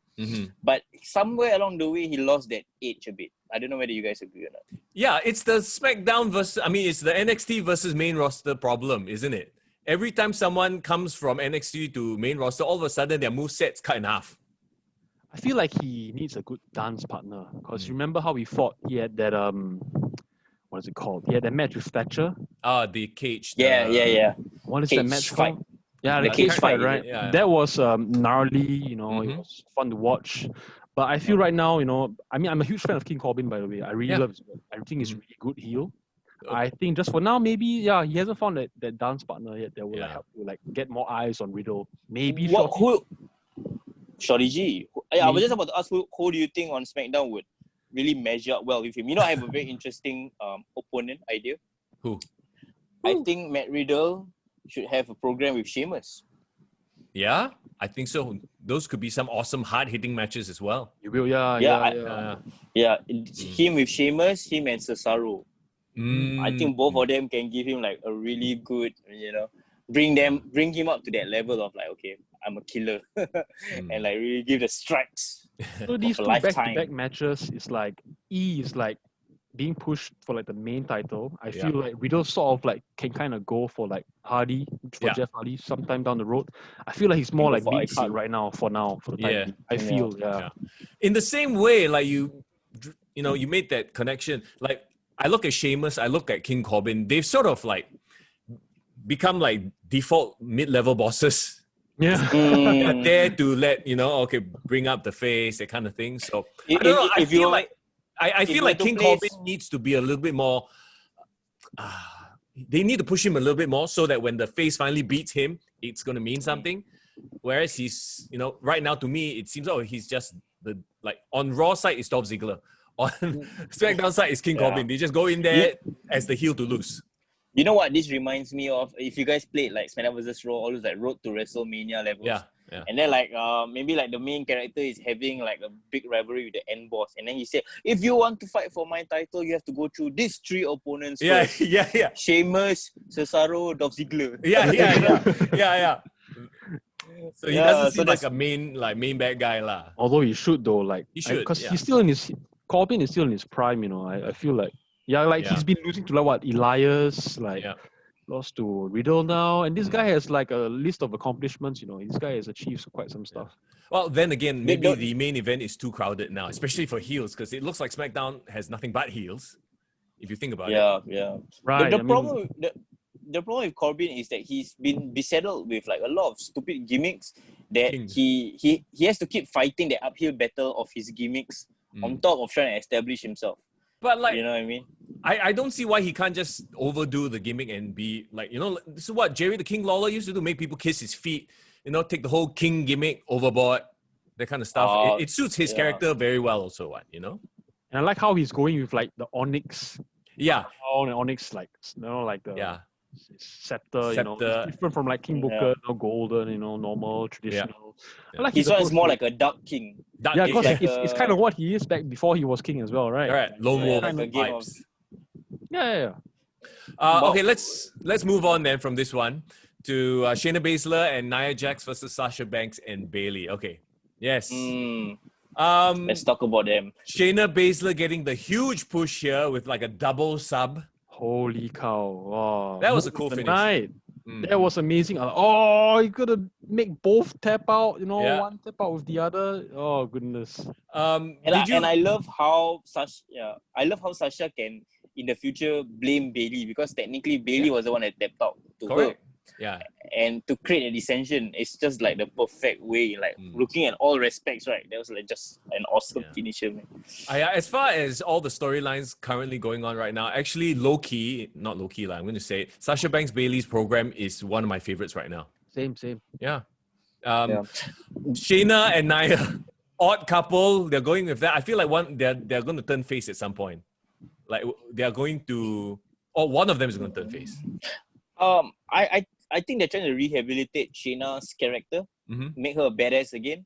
Yeah. And I think it's slowly working, because so far how she's being presented since she came back, she's been a killer, man. Yeah. And I was so sad, like whatever happened to her, like leading up to WrestleMania and right after it, like her debut on the main roster was very disappointing. What about Elimination Chamber? Yeah, It was amazing. Yeah. First time you see such a showing in Chamber. Correct. Yeah, like she completely wiped out the entire the whole field. Yeah. They pushed her strong and then all the way up to WrestleMania and then kind of went nowhere. The thing is, she should have won Royal Rumble this year instead of Charlotte Flair, my personal opinion. That will really put her at the rocket ship, Yeah, and that's the momentum. That's what everyone thought, and I feel like, like the rumors say, I don't think, maybe Vince didn't think that she had it in her. But we'll see, with them rehabilitating their characters. What about Nia Jax celebration at the end? Holding the belt? Like, what was that all about? I thought it was hilarious lah. Same. That doesn't it remind you guys of Team Hell No back in the day? Yeah. I'm the tag team champion. Which leads me to believe that they have some sort of a comedic like storyline going forward. Odd couple, and this will make them endearing somehow. That's what I feel. Yeah. It reminds me of Sheamus and Cesaro also as well. Yeah. They were fighting, and they became like the most dominant tag team. Correct. The bar. I like that. The bar was amazing. Yeah. Hopefully they make something out of this Nia and Shayna tag team. Yeah. Let's move on to what a lot of people say was the best match: Keith Lee versus Randy Orton. Well, certainly I not said it also. Oh, you said it, huh? Certainly not the best entrance music. I know. Every time I hear Keith Lee come out, I want to vomit blood. Because it starts off so well, right? It starts off with the original NXT music. Oh, bask in his glory.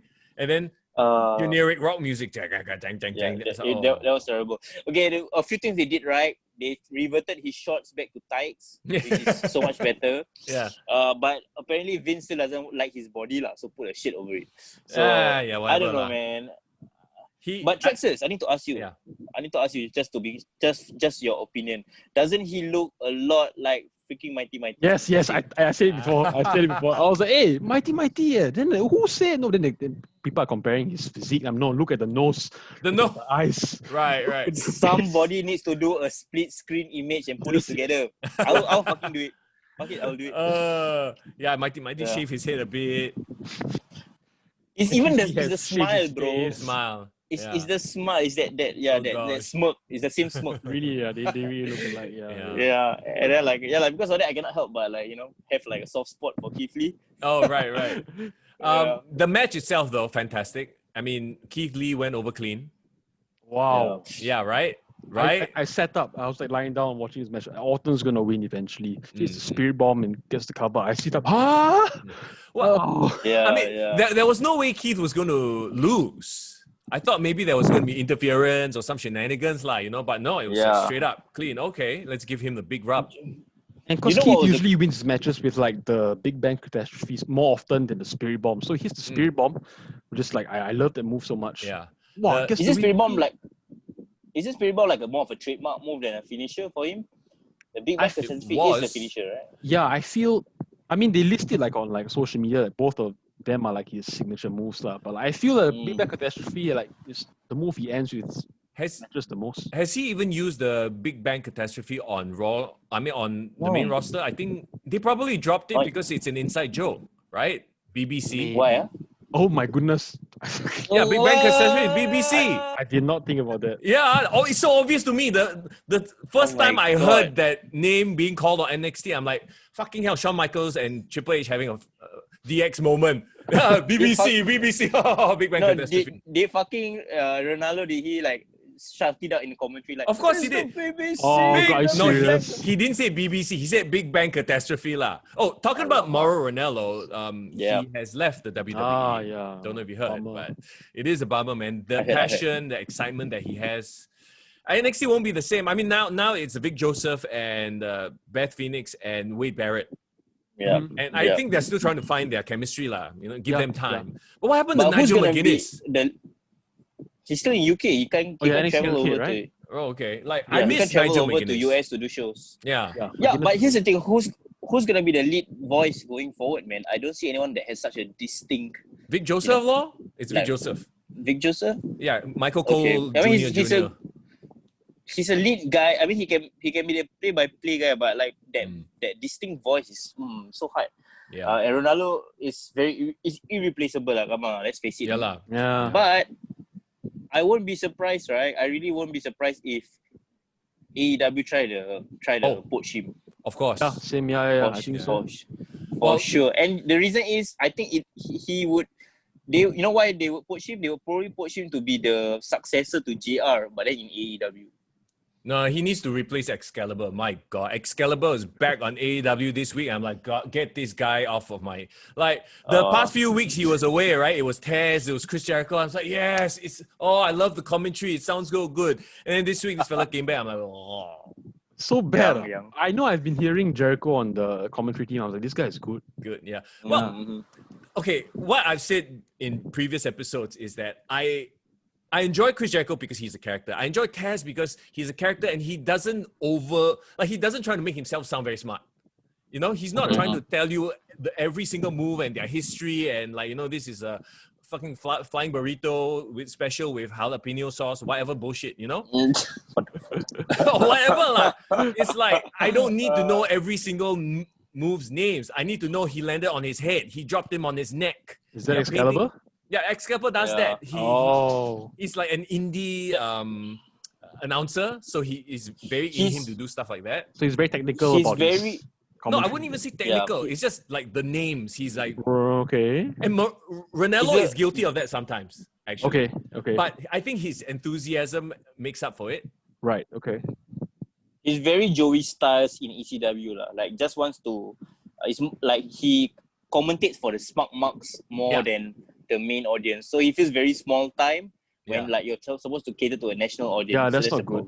Yeah. The marks are the ones that you should be catering to, actually. Yeah, not the smarts. Yeah. They will watch no matter what, So anyway, sorry I went on that tangent. It's like my Young Bucks you moment. Get it out of your system. I get it out of my system. Okay, let's move on with Young Bucks moment. It's now Your Excalibur reputation moment. precedes you, Young. Yeah, right. Yeah. Dominic Mysterio, Yeah. Rey Mysterio versus Seth Rollins and Murphy. It's a continuation Oh, of a feud wow, that...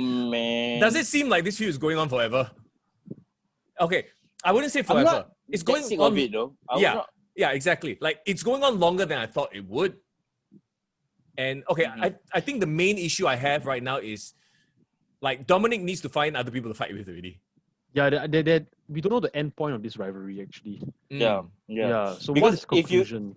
If you know, on Raw, he basically got inserted into like a qualifying match for the WWE Championship, right? World Right. Championship. Yeah, like what? Yeah. Okay. So Nepotisms, yeah. it's supposed to be Rey Mysterio versus Yeah. Seth Rollins, but apparently Rey Mysterio got injured in this match. He tore his triceps. Oh, it's a So shoot, that was the like news. a legit injury lah. Yeah, legit. So coming out of Payback, Uh, Dominic had to take over, and then like they had the whole reshuffle where they did each match the winner will go and face and have a triple threat at the main event of Raw. Yep. So Dominic, it was so weird because I felt like Dominic did really well in this match, but it's more of a reflection of how great Seth Rollins is and like Buddy Murphy is to carry Dominic through the match. The same thing happened on Raw. It was a good match because Seth Rollins, obviously, he's a veteran. He is leading Dominic through this thing. And because they've done this match so many times already, it seems like we've seen it 1,000,001 times. So yeah. I don't know. But Trexxus, is Dominic about like your age, or is he like slightly younger than you? And what's your thoughts on his ability so far?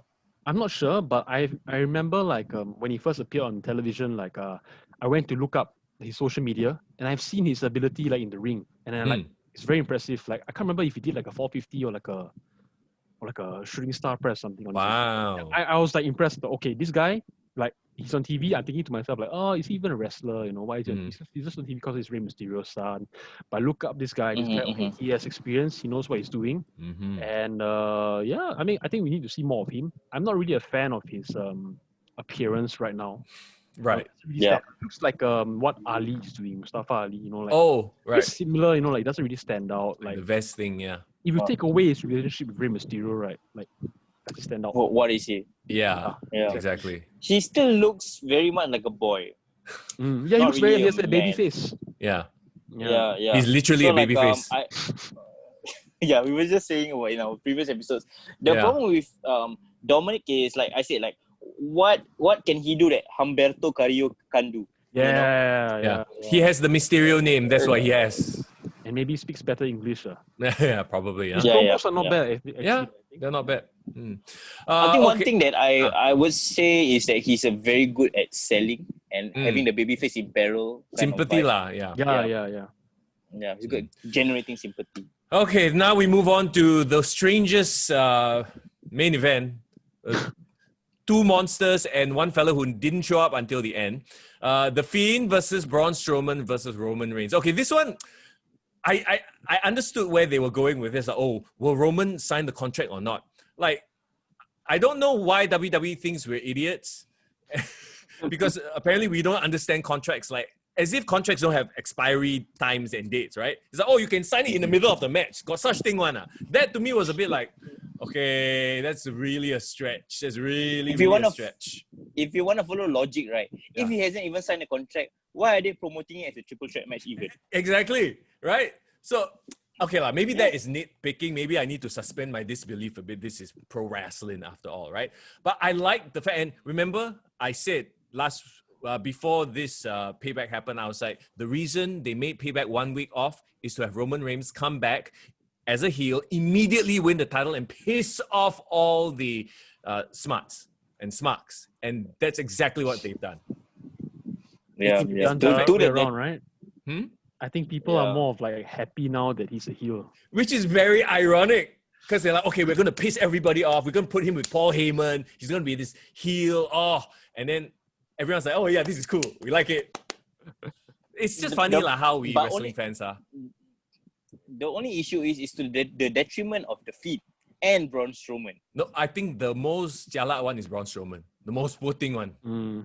You know? First of all, he won the title. Have you guys,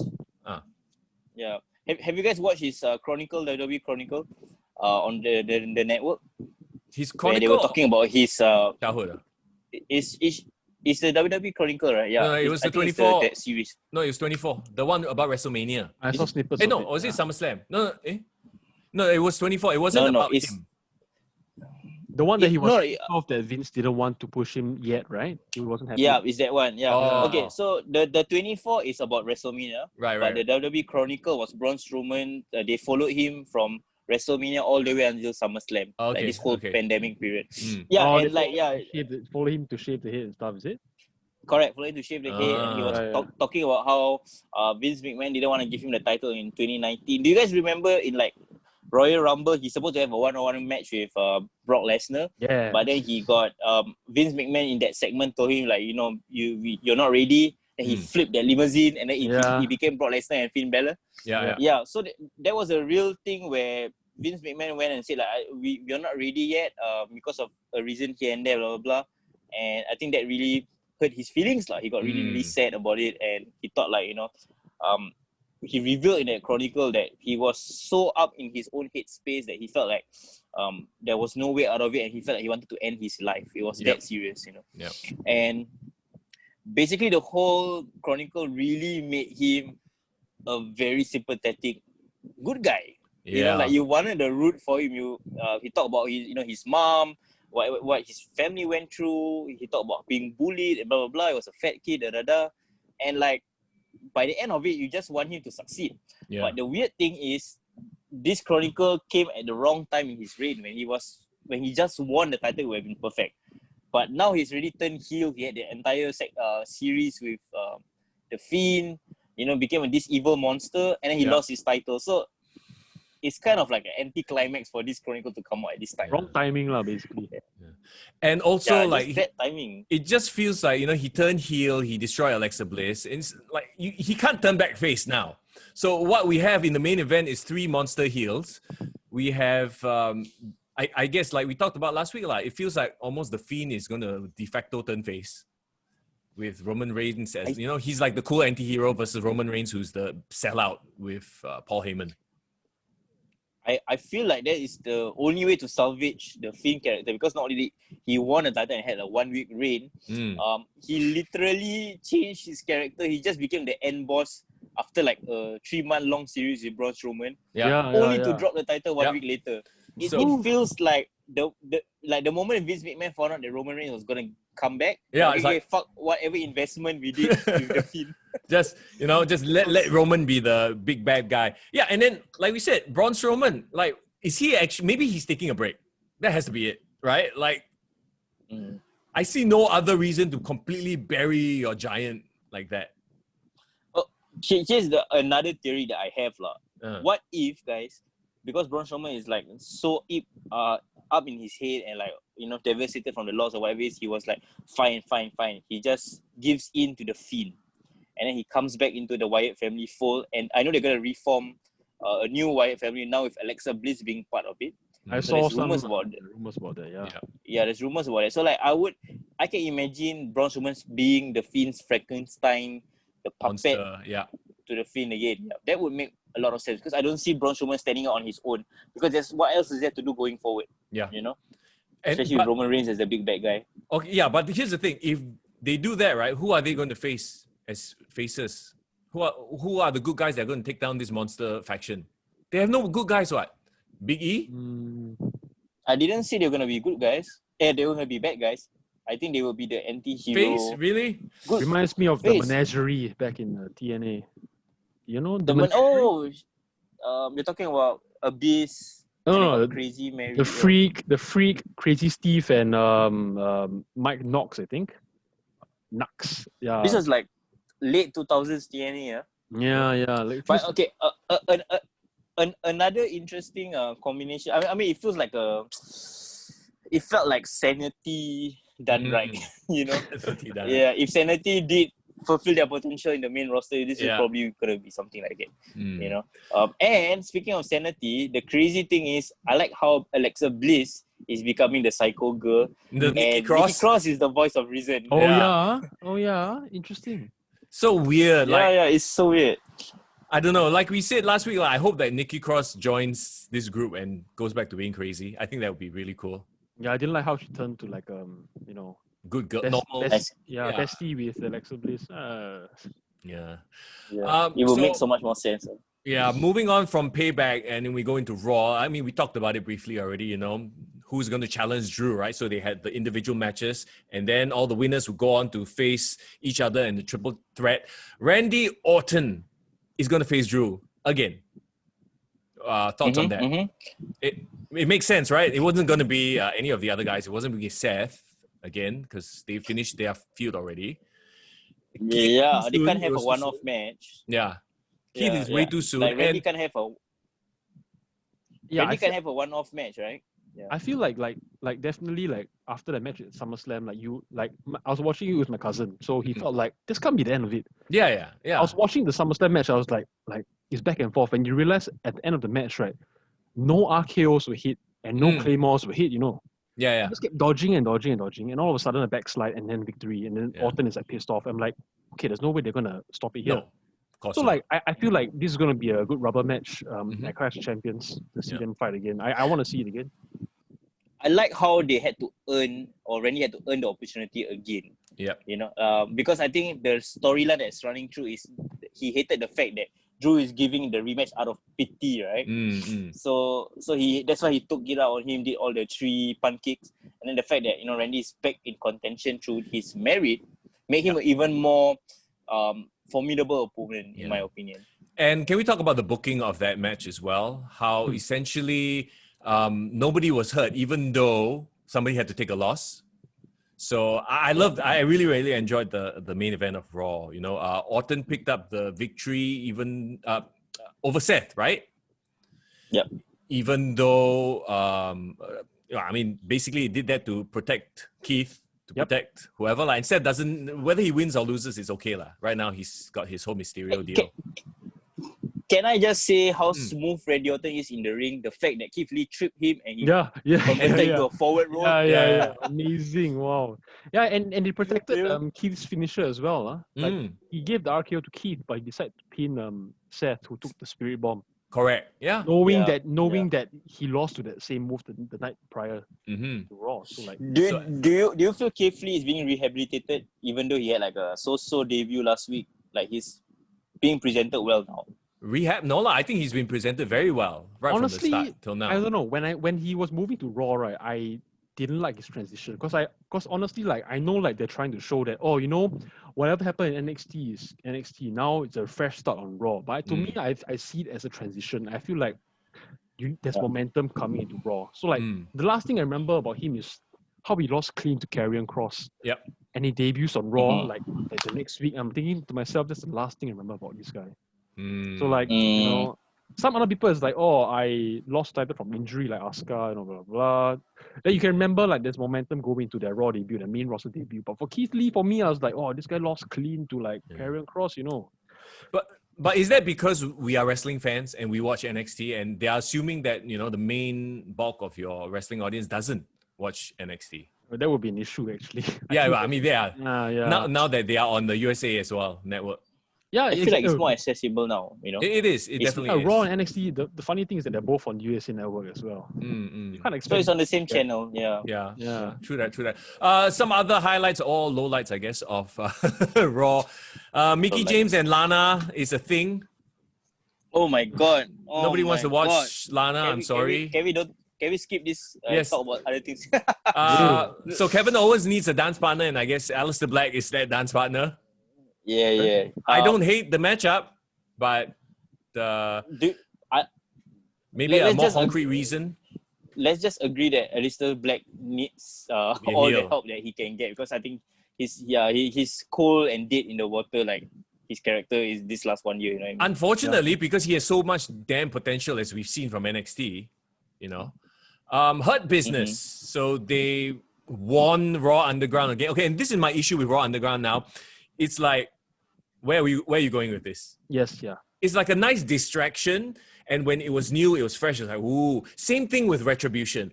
Where are you going with this? It's like every week we've seen like a variation of the same thing already. Like my attention span is starting to get shorter and shorter and shorter with these guys. So where are we going with this?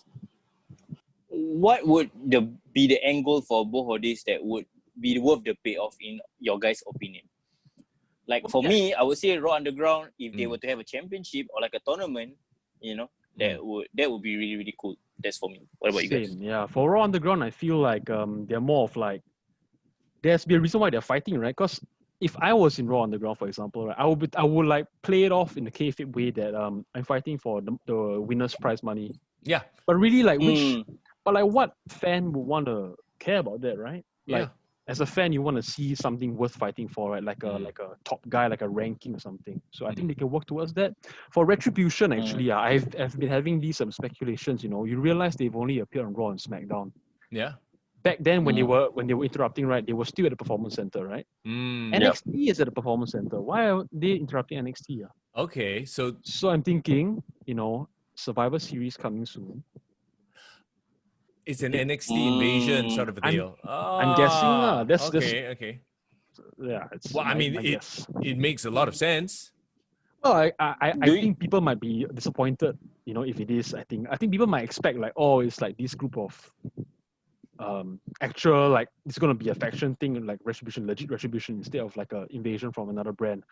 It could play both ways. I don't hate that idea though. Actually, Really? now that you brought it out, I love it. The fact that, and okay, like we've seen how you've seen online, right? Oh, the tall guy is probably Dijakovic. Then you got someone who looks like Mia Yim, someone who looks like Kaden Carter. So it makes a lot of sense. Right? Yeah. That's what I'm guessing. Would you guys be disappointed if it was revealed that the leader was Roman Reigns, but he was controlling these NXT people in terms of doing the invasion? I wouldn't hate it. Yeah, and like it's like Roman Reigns came back, but he sent like his goons, Retribution, to stir shit first, and then he came back with Paul Heyman, and it was revealed that both of them were like kind of masterminding this, literally giving Retribution back to the WWE. Why would he attack Raw though? Yeah. Yeah, I mean, it's like if that's really the case, right? I would be shocked because like something that no one will ever predict. But yeah, we're wondering why they would attack Raw lah. My speculation, my theory on why that could be a thing is if you realize Retribution hasn't appeared on a show where Roman Reigns has appeared. SummerSlam, Payback, no Retribution. No, but they don't really show up for pay-per-views, what?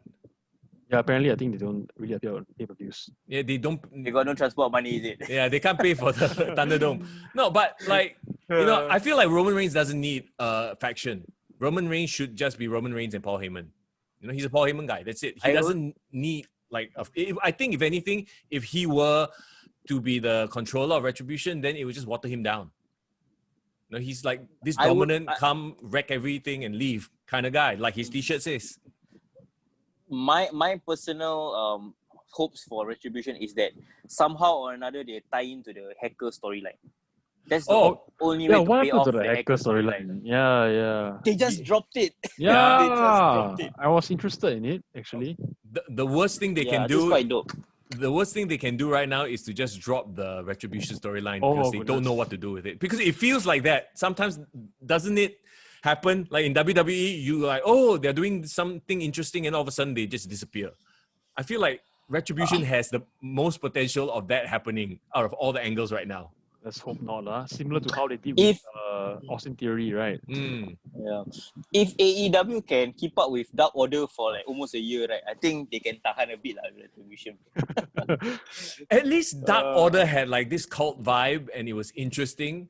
Like right now, really, what Retribution is just a bunch of punks who come in, destroy stuff and leave. Like, well, we'll have to wait and see. Wreck everyone and leave. Wreck and leave. Oh, no wonder. Bro, he's been saying it out loud on his T-shirt this whole time, guys. Yeah, it's me. It's me. It's me all along, Austin. It was her. Okay. Oh my God, yeah. NXT happened. Let's just quickly mention the 4-way Iron Man match. Wow, yeah. Ciampa, Gargano, Cole, Balor. Man, it was a fun match, And a draw at the end. Obviously, they want to segue into the next Super Tuesday. They're doing the Tuesday thing again, right? Because of the NHL. So, So next week. NHL now. Yeah, hockey. So they're playing their finals as well. Okay. I believe that is the case. Oh my God. So essentially, it was so many sports being moved around. Yeah, right. So essentially, there's so many sports being moved around. It's crazy. With Adam Cole and Finn Balor both picking up 2 wins in the Fatal 4-Way Iron Man match, right? Very unique match. They will face each other in a one-on-one next week for the title. Fantastic. That's the Yeah, I mean, Can you guys imagine this scenario? I believe Prince Bella will win. Only not because like he's better than Adam Cole or what, right? But because Pat McAfee interferes. oh Adam God. Cole. Oh, really? I don't know about that, man. I kind of feel like a dream match like this should just not be tarnished. Let them have an amazing match. That's what I feel. I would love it to just be 1-on-1 straight up and like they just kill it over 30 minutes, become an NXT takeover match. Yeah. But I think shenanigans bro. I believe shenanigans will cause it. I remember we loved the Pat McAfee Adam Cole match because Pat McAfee surprised everyone, right? By what he could do. But I don't want to see him again tap xiaoing on this shit. Like you know what I mean? It's like very extra. I don't wanna. This reminds me of like what they did with the Great American Bash. They did 2 weeks in a row, right? Oh yeah. The second one, the final one was the Keith Lee and the Adam Cole match, right? Did Undisputed Era get involved in the match? I can't remember. So I'm sure they tried. Because that's what I'm wondering now for next Super Tuesday, whether the UE will get involved somehow. Oh. Yeah. Or if anything, Pat McAfee can stop the UE from getting involved, thus leading to Finn Balor winning. Yeah. Yeah, I got to think about that. Yeah, because I'm not sure Do if you they guys- got involved last time. Who are you guys rooting for? Like Bella or Cole? To be honest, I'm not rooting for anybody. I just want them to fight. It's going to be an awesome match, so I don't care who wins. They both deserve it, to be honest. You know? Finn Balor for me, Yeah. lah. Finn Balor. Yeah. Finn Balor only because of the poetic justice of him winning a title from a guy with an injured shoulder. Yes. is it? Because Karrion Kross separated his shoulder, very similar injury to Oh, what happened yeah. to Finn Balor. And had to give up the Yeah. title. So same storyline. Wow. Oh, yeah. Full circle. circle, guys. That's true. Yeah. Okay, we need to wrap things up because I need to leave very soon. But we have to talk about AEW. It's the go home show on Dynamite. It was largely It was kind of forgettable, but it was a little bit, yeah. Oh. I rather preview the All All Out Out? card and let's Okay. just leave it at that. Well, the problem, and the reason I say it's forgettable as well, it's also made me not want to buy All Out. You know, but I will still buy it and watch it because it's my job, kind of our job. But like, I don't want to. Like, I'm not like excited to watch, which is very surprising to me because, funnily enough, in the past few weeks, AEW has cooled down, whereas WWE has, picked up. Earlier in the year, remember we were raving about AEW. Can you guys agree that like WWE has kind of stolen the thunder Thunderdome, they put it in the dome. from AEW? Yeah. Yeah. Do you think it's an over-reliance on gimmick matches? And I will, once I tell you the match card, you will agree with me, all right? Because there are million and one gimmick matches. Okay. Wait. Before that, I just want to hear Mr. Young's thoughts so that I can be amused. On? What do you think of John Moxley being voted number 1 on the PWI 100 list this year? No, Your what? favorite? Like you saw my response. I put a shit emoji, and that's what I thought. That's not absolute nonsense. This is some smart bullshit. No, but I thought PWI is based on like a work, right? Work rate, yeah. The work rate, right? Even then, Yep. like, huh?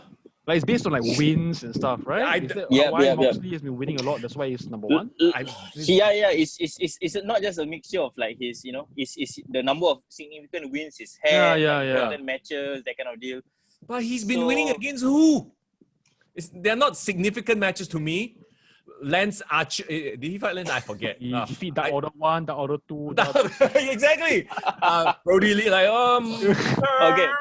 Okay. No, stop.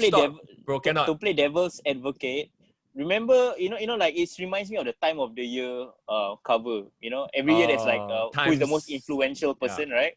Remember 2017 was Donald Trump, but what did he? It's just because of he's just been on the news. Yeah. On the coverage so much, but right? Even then, what has Moxley done that is so groundbreaking recently? I would, if they give, you know what it is, like, it's just uncool as an internet publication to say someone from WWE. It's just uncool. If they said Seth Rollins, but you can't take away from the fact that Seth Rollins has been doing great work. You can't take away from the fact that a lot of WWE guys and gals have been doing a lot of great work. Just because John is indie, they're like, If you guys had the choice to name a number 1 guy for the PWI list, who would it have been this year for 2020? Obviously, it's Mandy Rose. I'm kidding. Mandy. I will go with Seth Rollins. Really? Yeah. Seth Rollins. Who else? What about I Drew would go McIntyre? Drew.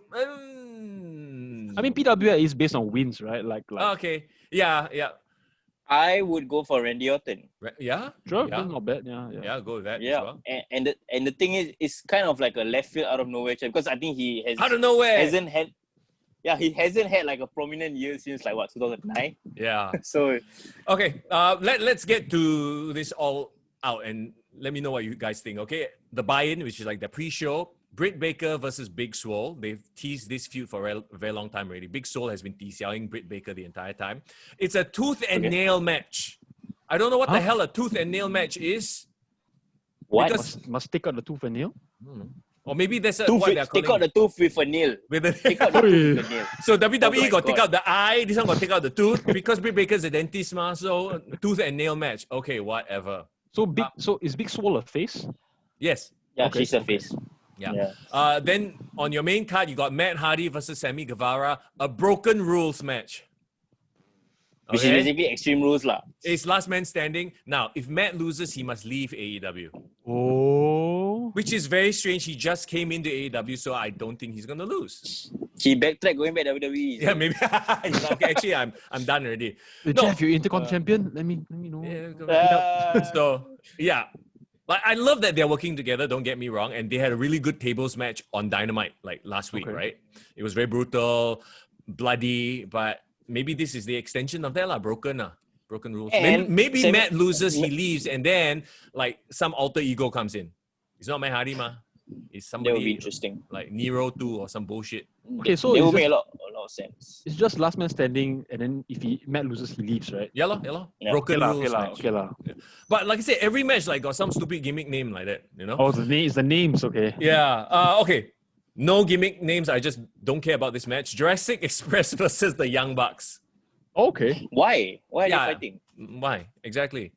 Is it presumably an presumably for number one contendership or for like ranking, because they still have the ranking. Yeah. I like the ranking actually. The ranking. Yeah. system. Really? I kind of like it. Yeah, it makes it like legitimate, you know. Yeah, but is it really though? It's like people anyhow also like number 5 can fight with number 1. So doesn't that defeat the purpose of the ranking? What makes it interesting is they do mention statistics of the rankings, like when they are introducing the wrestlers when they're coming down the ring, right? Sure. And they will have like all these like little nuggets of information. Yeah, wins, loss, and Try. draws, They yeah. try. Dark Order versus Matt Cardona, Scorpio Sky, Natural Nightmares. So Brody Lee went from winning the TNT belt to fighting in a giant 8-man. Is it like a 8-man, 10-man kind of deal? Yeah, so Dark Order is Brody Lee, Colt Cabana, the 2 original fellas, the Evil Uno and Stu Grayson. Yeah, and you know, the Natural Nightmare, it makes sense because he wants to take revenge. Dustin Rhodes wants to take revenge for what he did to Cody Rhodes, ma. And Cody is not appearing on the match. Cody No, is like taking not on a the night card. off. Maybe he'll come in, show up. He's selling So- the injury, which is good, lah. So who were the Natural Nightmares again? Dustin and Dustin and QT Marshall, QT Marshall. who is a friend of the family, lah. okay. Matt Cardona is Zack Ryder. Yeah. Zack Ryder. Ryder. Yeah, he's friends with Cody, so Yep. it makes Saw that. sense. It's a match that makes sense, lah. Okay. Yeah. Yeah. There's this 21-man the battle royale. They've for the number 1 contendership. So we got Darby Allin's, Lance Archer, Brian. Basically, everyone who's not involved in the match is in this battle royale match. For the TNT or the World Championship? I believe it's World Championship for the Okay. number 1 contendership. So you got like Best Friends, Proud and Powerful, Jake Hager, Billy Gunn. Yeah, apparently Billy Gunn is in this damn match. And Austin Gunn, his son, Sean Spears, Eddie Kingston, Butcher and the Blade, Ray Phoenix and Pentagon, Ricky Starks, Brian Cage, Lance Archer. Okay, so really favorites are like Brian Cage, Sean Spears. Yeah. Darby Allin? Didn't he fight Moxley before already though? Yeah. He has. Moxley yeah. beat him, right? And then he gave him like Face. respect and all that shit. The thing is, there's no stories coming in that feels hot. You know, like unless the winner is a random winner and then they start building the story. Correct. But like no one going into this It's has hot. momentum, in my opinion. Like Brian Cage got destroyed by Mox. I was gonna ask that. Yeah, like what happened to that rivalry actually? So Throw in the towel. Throw in the towel. Huh? Let's throw in the towel. ah, Because he wanted to save him from getting his bicep torn or something like that. Because he what a had waste. an injury from before. So, yeah. Yeah, they played the injury angle on him. I think there's one more TBD, so maybe the TBD will be the one winning. Surprise! Who's Eric Rowan? Ooh. Eric Rowan will come in, have a 2-week program with Mox, and then lose again. This is if we judge by their previous booking, that's exactly what's gonna bloody happen. The problem we've been talking about this on AEW, right? They line up all the monster heels to come in, look super strong, and then lose and then disappear. Yeah, and then they move straight back down the mid card. Like Jake Lance. Hager was booked so well, or Lance also. Yeah, Lance would have been such a great heel as well. Huh? And then Jake. down mid card. Jake, Lance, Brody Lee, Brian take your Cage. pick, guys. Brian Cage. And Uh, 4 big guys there. Yeah. Okay. Now let's move on. Hikaru Shida versus Thunder Rosa. Okay, yeah, this one's. I mean, I kind of like it. Only why though? Because you know Thunder Rosa, you know her work. Yeah, I've heard and seen a little bit of Thunder Rosa. Yeah, It's very weird though. She's like the NWA champion and she's technically unranked in AEW. So this goes back to the whole ranking system. What the hell is the point of it if anybody can come in and just fight for the title? Some of the backstage news I heard about this is the reason why Brian, what's his name? The Smashing Pumpkins guy. Billy Corgan. Yeah. Billy Corgan is once Thunder Rosa, like they have some sort of working agreement between NWA and AEW. It's obviously NWA can't hold shows right now. They can't do their YouTube shows.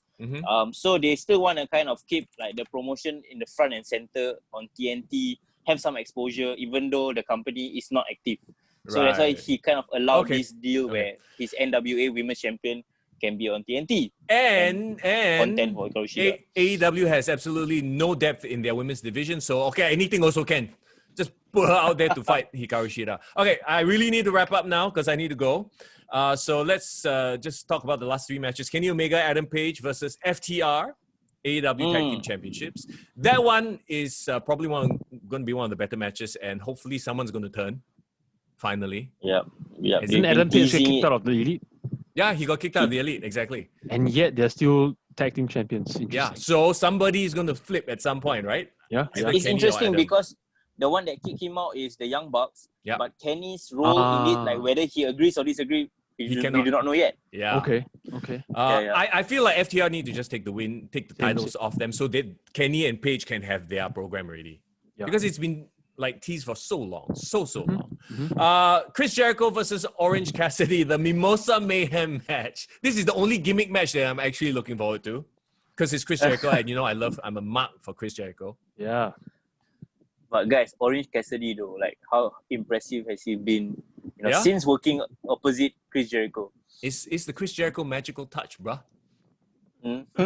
Yeah. Indeed. And then about again, sorry. Mimosa what? Mimosa Mayhem match. So you know what Mimosa is? Orange juice and champagne. So what is the Okay, you win via pinfall, submission, or throwing your opponent into a tank of Mimosa. Nice. Yeah, sounds fun. I mean, it cannot be a pinfall or submission. That would be too late. Yeah, it has to be a toss.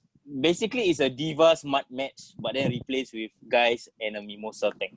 I'm looking forward to this as nonsense as it is, Okay, last one. Jon Moxley versus MJF for the AEW Championship. The paradigm shift is banned. So this is very old school heel tactic. I ban your finisher. I'm going to call it Jon Moxley still wins. It's not MJF's time yet. Even though he beat down Jon Moxley this past Dynamite. If you go with 50-50 booking, it means Moxley's going to win. Yeah, I think it's a bit too soon for MJF. He has like so much of, he has the entire career ahead of him. Yeah. And MJF is about your age as well, right, Trexxus? Yes, when I saw his promo for, was it All In, right? I went to look up about this guy and I said, oh my God, this is another guy again. Same name. This guy is getting booked on All In. Wow. Yeah, but honestly, I can't really see him as a world title contender yet. Although his ability is amazing. Then again, I say the same thing about Jon Moxley. This reminds me, don't take it like literally, but this reminds me of when John Cena in his rapper gimmick challenged Brock Lesnar at Backlash, and this, you know that John Cena was still a mid-carder, wasn't ready, but he kind of got pushed to number 1 content. So it's like more of like a taste of how is he gonna perform in the main event scene, you know? So people buy him like at that level. So anyway, there you go. There's your preview of AEW All Out as well. And Trexxus, thank you so much for being here. We finally got to chat. We got your views on some of the pro wrestling out there as well. So we really appreciate it, man. Yeah, we hope you enjoy yourselves here, man. It was the 2.5 hours flew by. Yeah, right. Oh, wow. Crap. Yeah, it's No, I really enjoyed myself. There's not a lot of guys I can talk to about wrestling like this. Dude, I'm sure if I didn't have to run off, we would probably be talking for 5 hours. So I think very easy one. Yeah, very easy. Talk So for 5 hours. We gotta do this like over drinks or like like a chill location. That would be damn dope, man. Yeah. Anytime, man, you wanna catch up, and we hope to hear some great news from SPW moving forward. If you guys have any announcements, please feel free to reach out to us. Yes, please we'll help give you the plug. Yeah. Awesome, man. Just happy to have you guys, still contributing to the local wrestling scene. For sure, man. It is what we love. Yeah, it's what we love. Watching it, we love that you guys are putting in all the hard work and the sacrifices you go through. So, once again, Trexxus, thank you so much, and hopefully we'll get to chat with you soon. Yeah, man. Yeah, man. As long as you keep doing what you're doing, we'll keep supporting you, bro. Yeah. It's Likewise. gotta be the irresistible force.